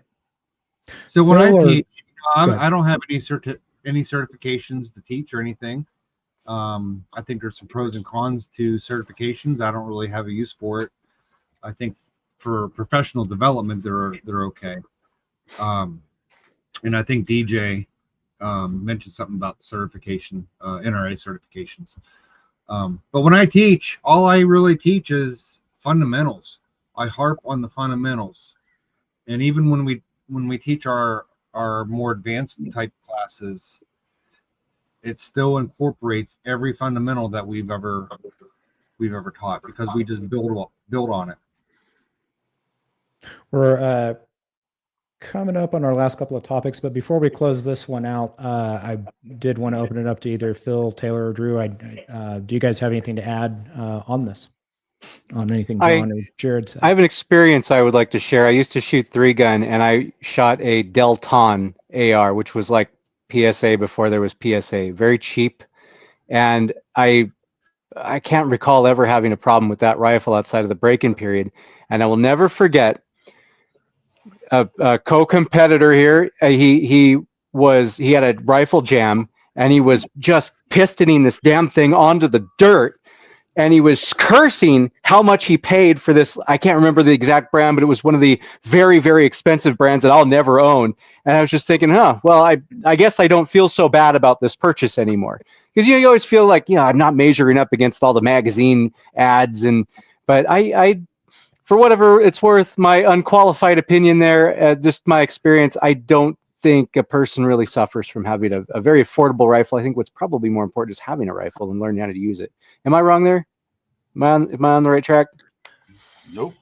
So I'm going to bail out after this question. But my thing on this is, as far as, again, everything has to be in context. And my whole idea would be, so number one, I, as much experience as I have, passing qualifications, the whole 9 yards, I still don't consider myself a gun guy. If somebody came and asked me about guns, I would refer them to the local gun shop, who happens to be former law enforcement guys. I would refer them to one of our firearms instructors to go talk to them, because that's their thing. That's not really, guns aren't my thing.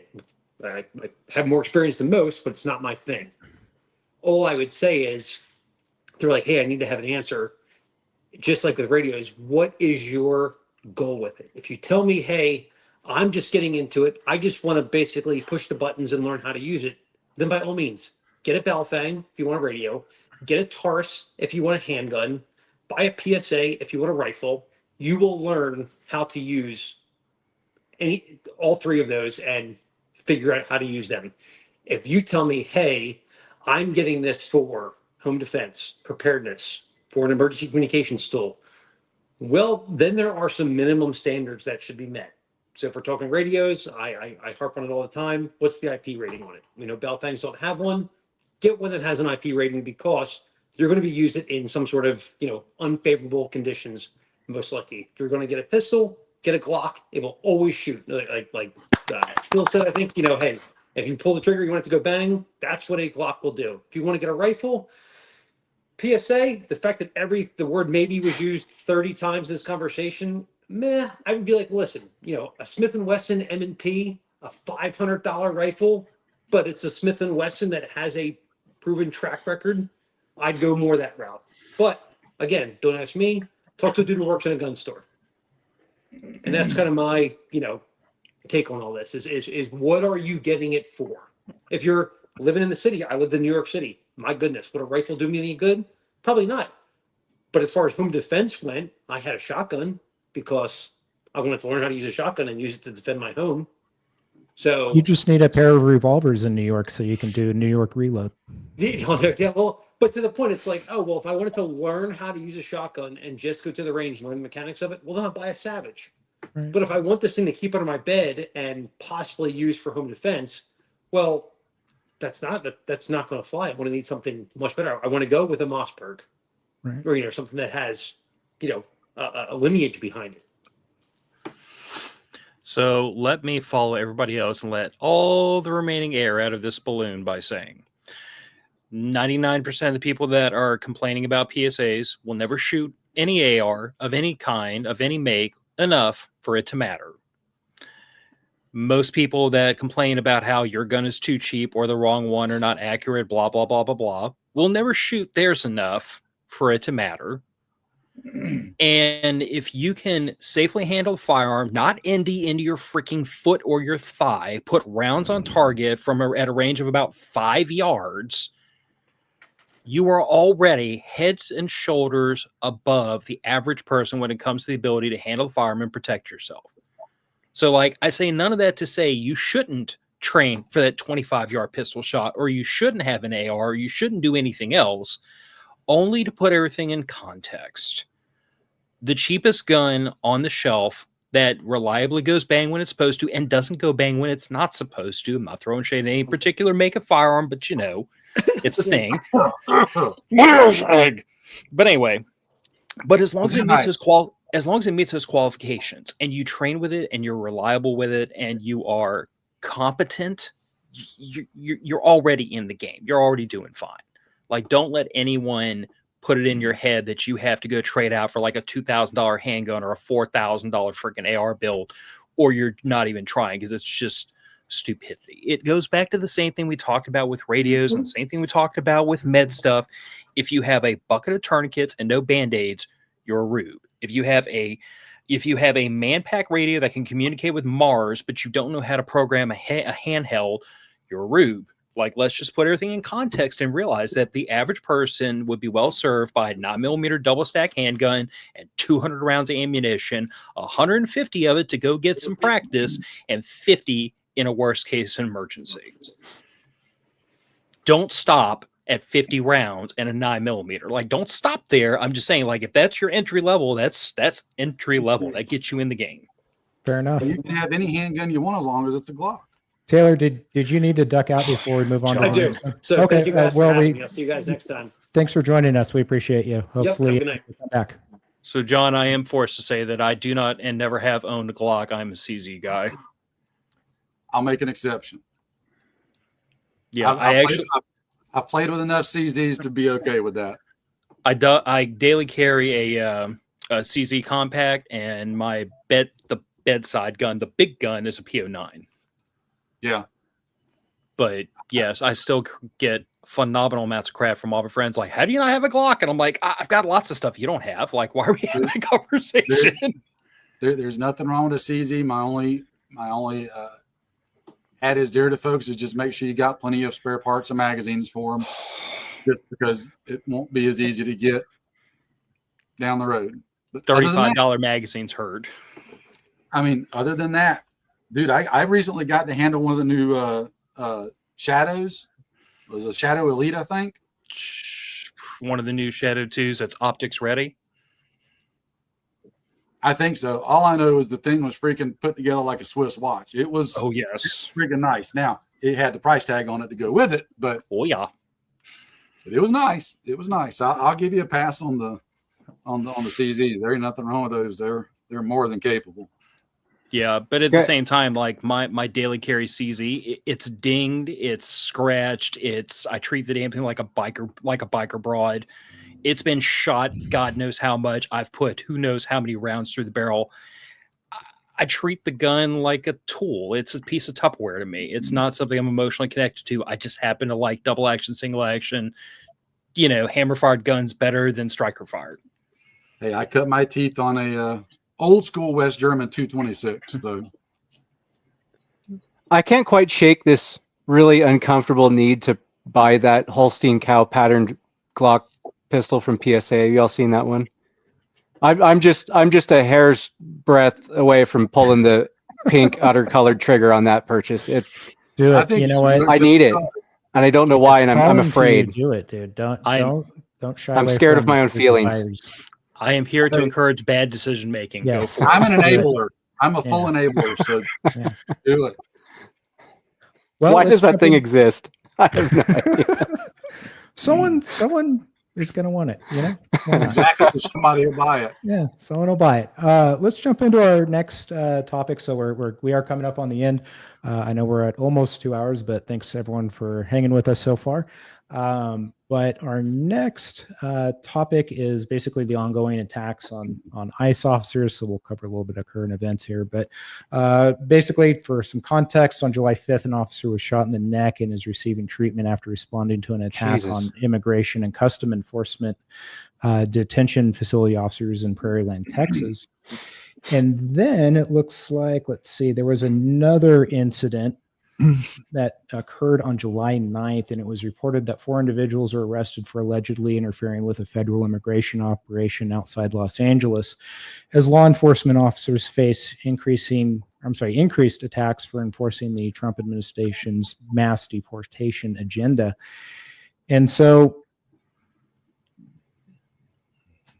these two events, I guess, they were pretty close together and on their face have a lot of similarities. And I haven't read any articles confirming if they were related or not, but I wouldn't be surprised if, they were. Do any of you think that they were related? And if so, why? I mean, I think they're obviously related, depending on how you define related. Like, it's obviously common motivation, obviously common ideology, possibly a lot of the same driving force. I don't know that I would go so far unless I saw evidence that, like, there was what's the word I'm looking for here? Coordination between the two. Well, and there's actually a comment. I was going to bring this up, but thank you for bringing it up right now. An off-duty ICE officer was shot in a park in New York City this weekend. I did see that before we jumped on this live. I don't know. I mean, that one may not be related, but he was off duty. I think he was like sitting on a rock in a park, just hanging out. That son of a bitch. And somehow got involved in some sort of altercation. I don't know all the details of that one, but it didn't appear that he was out enforcing immigration policies. He was just at a park, I guess. But sitting on a rock makes me sick. But I don't know. I mean, do you think that as this continues, trying to enforce these policies, do you think that attacks on ICE officers will continue? And if so, do you think it's an effective strategy for those that are opposed to the way the immigration laws are currently being enforced? So, is murdering police officers an effective strategy? Was that the question? Yeah. Well, the Weather Underground used to think it was.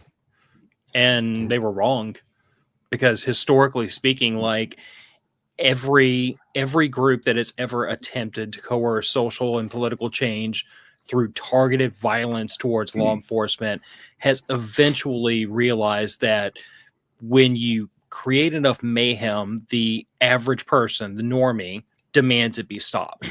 They stop caring about politics. They stop caring about your point. They stop caring about your ideals. They want the violence to stop, and they will greenlight any amount of force necessary to achieve that. Like, if I could bring up an exemption after you're done. The only way it might, so let's see if I beat you to the punch. The only way this works is if the population that wishes for this behavior to stop so overwhelmingly constitutes a big enough portion of the majority, then it can work. But as long as it's a minority and as long as they're viewed as being fringe, the general population is never going to support them. And if you don't get the general population involved, then you're always going to be a couple of kooks going after the government, and you are going to get rolled eventually. Drew, counterpoint?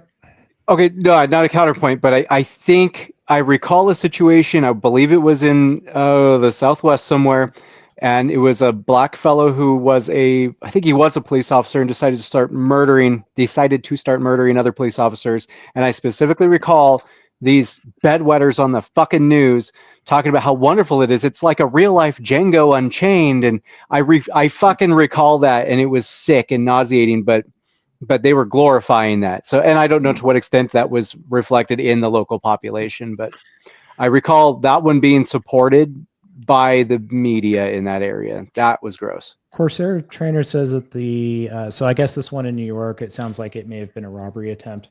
Looks like you I would believe that. Yeah, I would believe that, given New York City.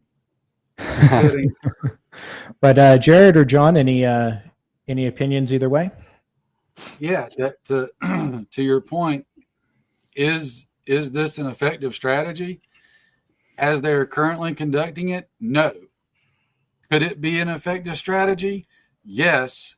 They would just have to go about it differently, and I'm not going to say how they have to go about it differently, because they're going to figure that out. They're going to do it on their own. I'm not going to be the one to tell them how to do it.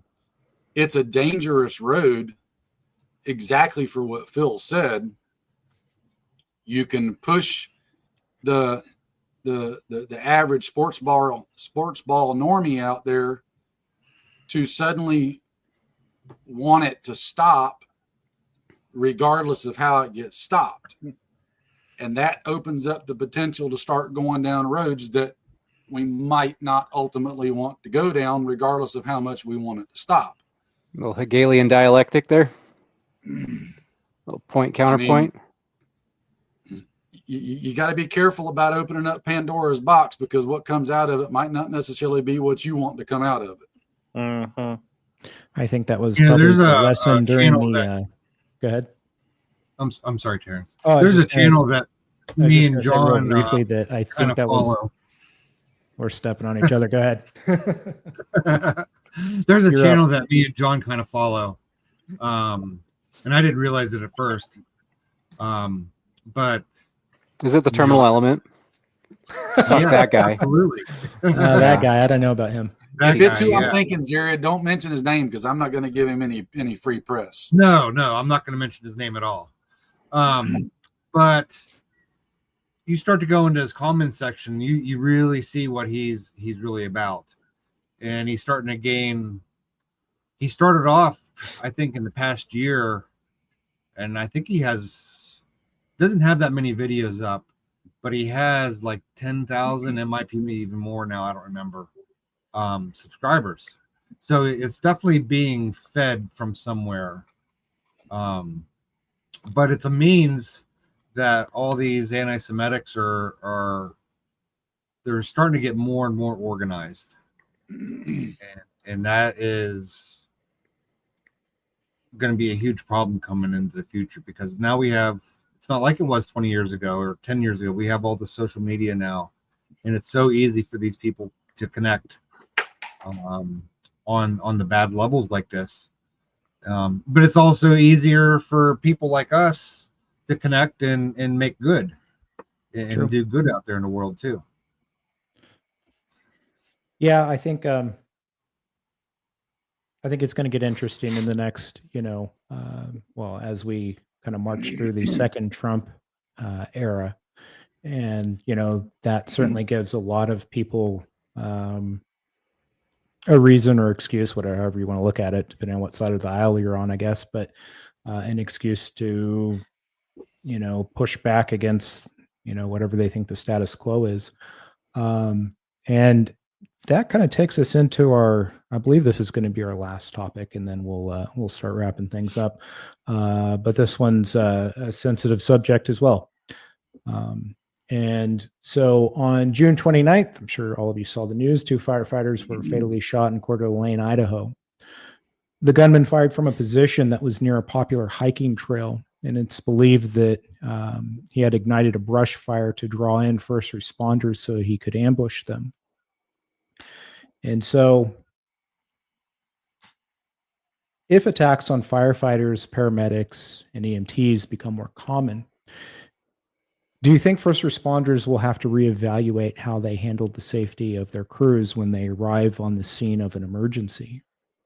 I don't know what the current protocol is now, because I'm not a first responder, but I imagine that, there's probably something in place, where you guys are probably watching your asses, and is that subject to change now?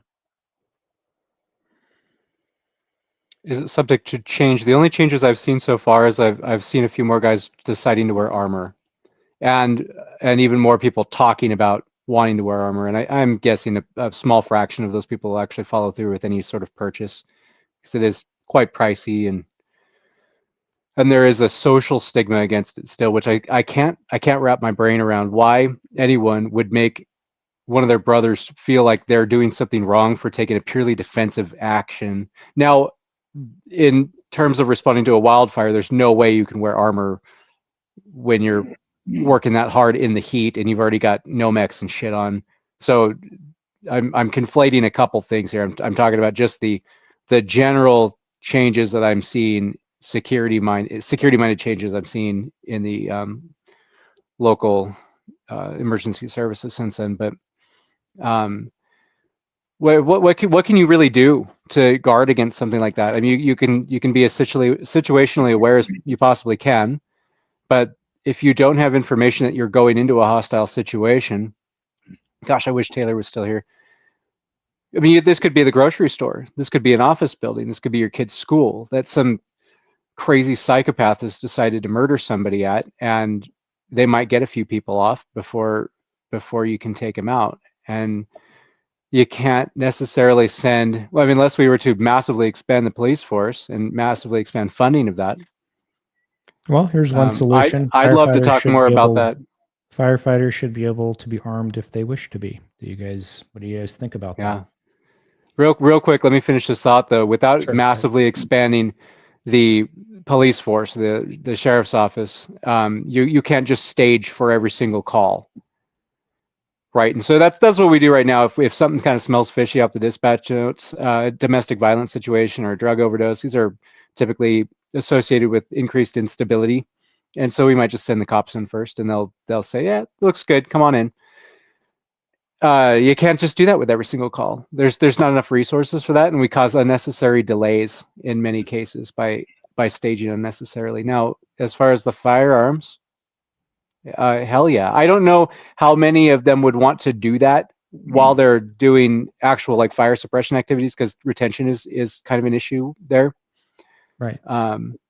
But in Idaho, we have very specific laws protecting people who want to carry.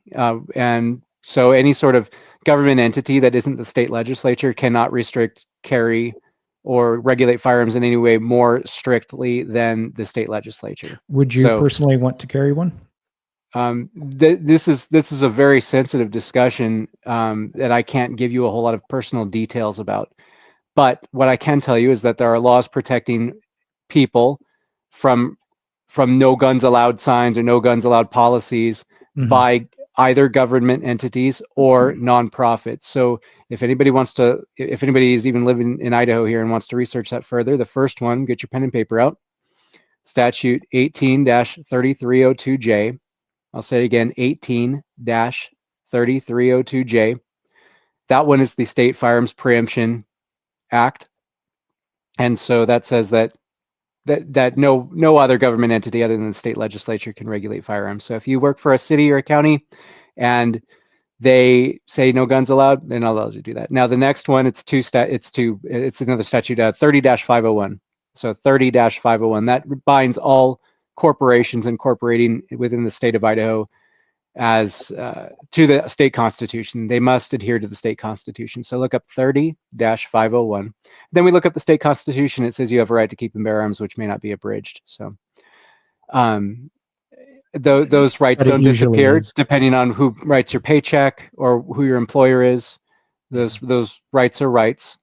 So I just would encourage anyone interested in carrying a weapon to become aware of the laws and to meet with your attorney and come up with a plan. Well, we'll go around the rest of the room here. I guess John, Phil, and then Jared. What do you guys think about this? Well, piggybacking on what Drew said, typically if you've got a call involving some kind of violence, at least down here, typically law enforcement always secures the scene before EMS and fire rescue ever goes in. The problem that comes up, such as in this case with the firefighters responding to wildfire. So there wasn't really any reason for law enforcement to even be on the scene at first, other than maybe, traffic control or something, depending on what kind of traffic was in the area. If you start making every single call that EMS goes on, they have to wait until law enforcement can secure the scene first. Like Drew said, now you're starting to implement a whole lot of delays. And when you start talking about things like fires, time is of the essence at that point. The quicker they can get on it and get it under control, the better chance they've got of controlling it. If they got to wait 30 minutes for police to secure the scene, fire tends to move pretty quick. That's starting to get into kind of a weird realm of like, okay, we can't possibly plan for every single scenario like that. You know, I don't see how you could. Like I said, you don't have the resources to do it, much less, again, just the delay thing. So I don't know what the answer there is. So I think, because I agree with everybody that like sending in law enforcement ahead of every fire and every EMS call, that just doesn't make sense on the face of it. The resources do not exist. And my small L libertarian heart kind of cringes at the idea that we would expand law enforcement enough to make that a possibility. Because that many cops sitting around with not much to do are going to find things to they're going to find things to do, which I don't care for. But what I do think there is room to do here is to have SOPs and mitigation strategies in place for fire and EMS if they encounter this kind of situation. So they have a plan in place, they have things that they can employ to mitigate the problem immediately. Something as simple as like the very first thing we ever learned when I was in the Army, when I started getting a combat convoy training, was if you are on the X and people start screwing with you, get off the X. Something as simple as a basic SOP of like you come up on scene, you're setting up, you're getting ready to fight the fire, someone is shooting at you. Drop your hoses, get in the truck, and drive away. Something as simple as that, just to try to short circuit the person who like showed up to fight a fire and was not emotionally prepared to join a firefight, to try to give them a built-in escape route emotionally of, I hear gunshots, it's time to drive away. Like, it sounds really self-evident. But I'm telling you, I've seen people freeze in emergency situations because they didn't know what to do. So something as simple as an SOP to get the hell out of harm's way might be a good first step. And it's something you can employ that doesn't take extra resources, doesn't take a lot of training to get back in the truck and drive away, but it is just something to kind of spring load these crews to be able to do something to act in their own self-preservation. And if that also includes, like, if you want to take it to the extreme, put a rifle in every truck. We have rifles in every patrol car in the entire country. They're locked up. They're secure. It's only the law enforcement officer can get a hold of them.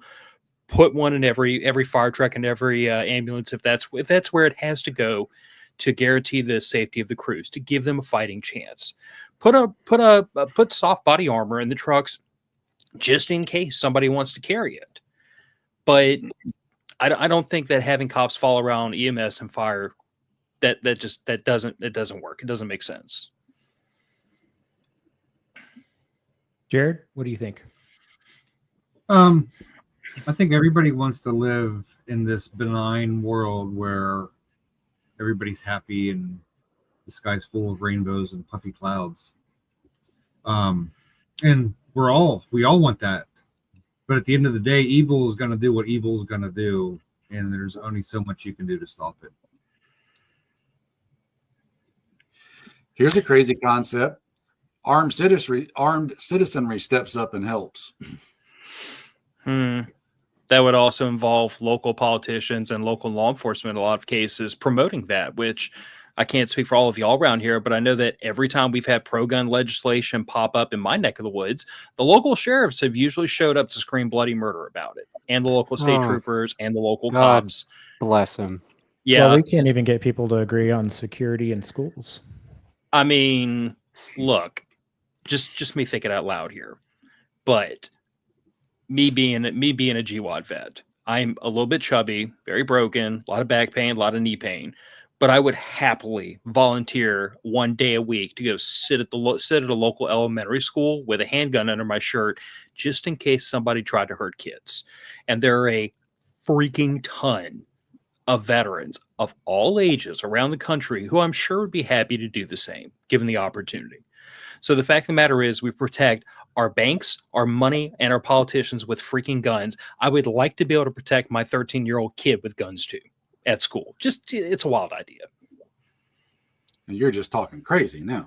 You know what? I do that sometimes, John. I have this little thing called common sense, and it means that if it works here, it might work over here too. We should try it just once.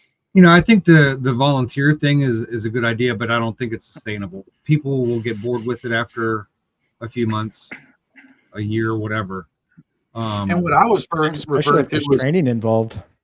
Yeah, what I was referring to more along the lines of, if you see the fire department show up to fight a fire and you see some wackadoodle start shooting at them, maybe be good enough to just pop him and take him out and put an end to it. Well, that did happen. Gosh, weren't we talking about that previously? Where what was it, a year or two ago, maybe longer? I all the days and months blend together. That point, but that guy at what he's going to do though.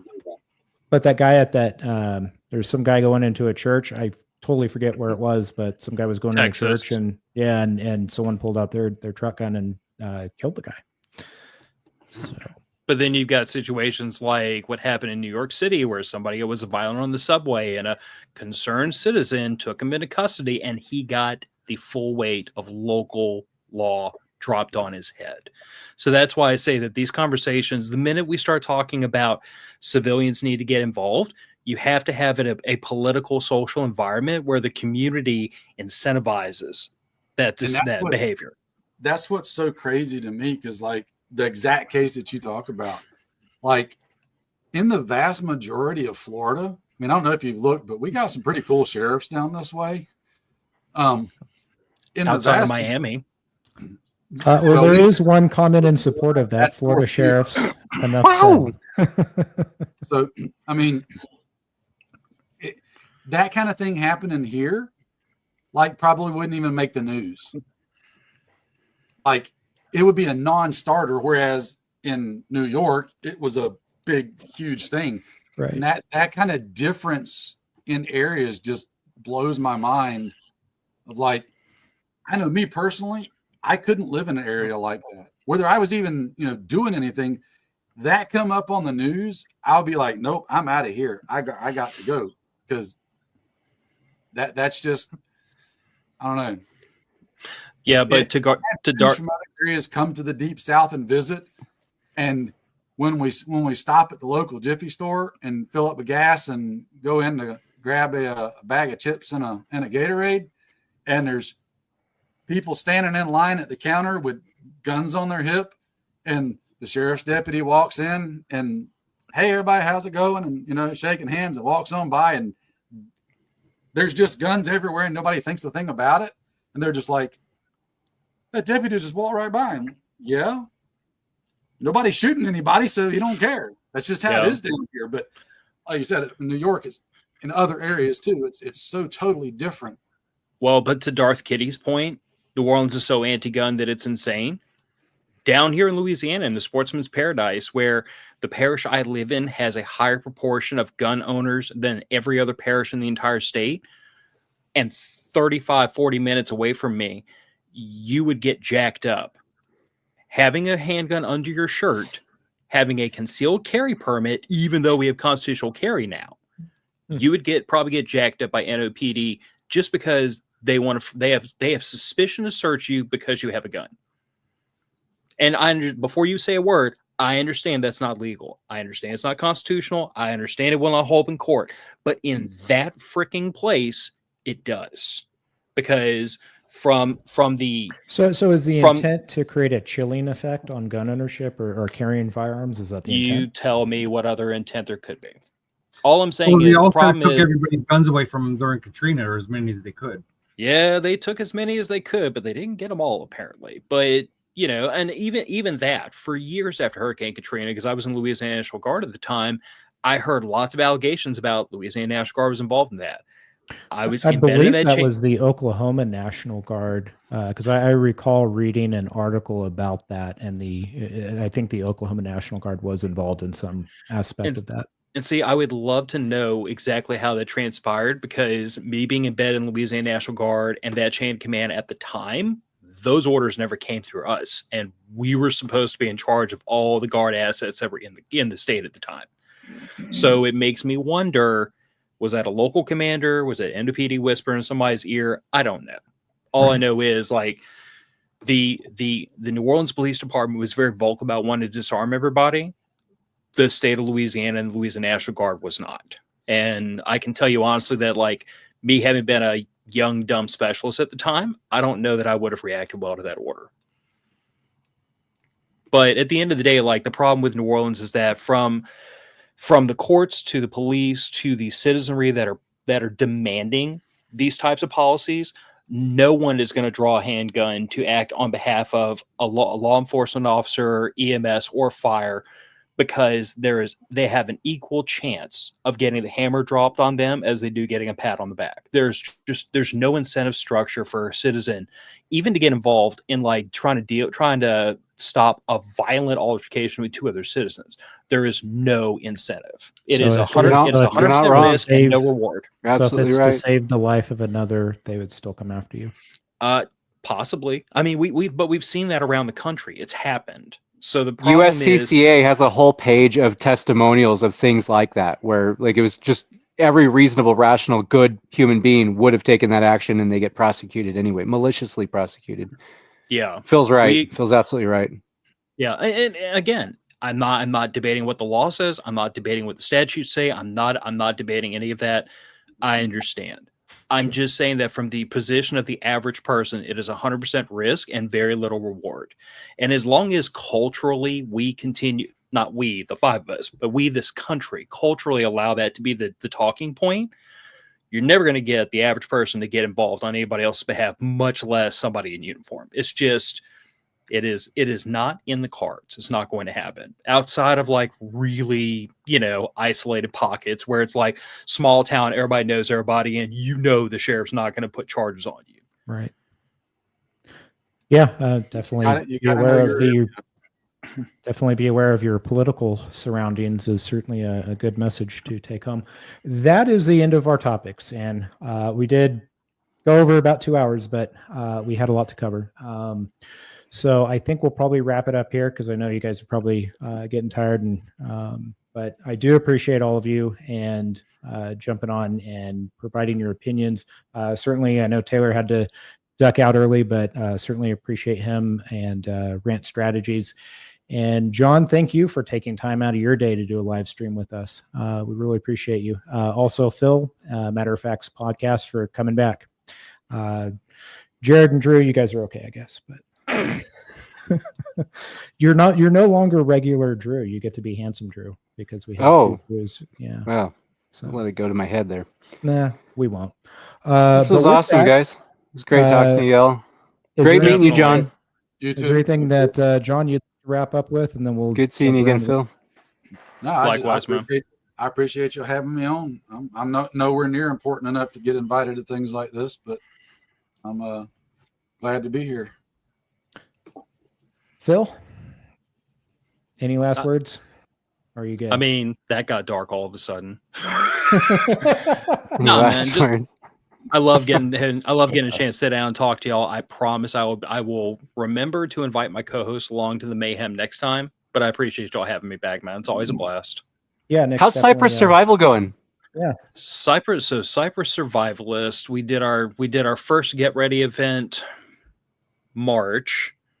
We did our first quarterly event, which we're calling Lunch and Learns. It's like a single topic, like a 2-hour class, and get together for like literally lunch, which we were going to do at a local state park, but between some unforeseen problems and just it was god awful hot that day, we actually wound up inviting everybody over to like me and my wife's house, which was fun. I had a living room full of people, and we just talked about, in this case, food prep was the topic they requested.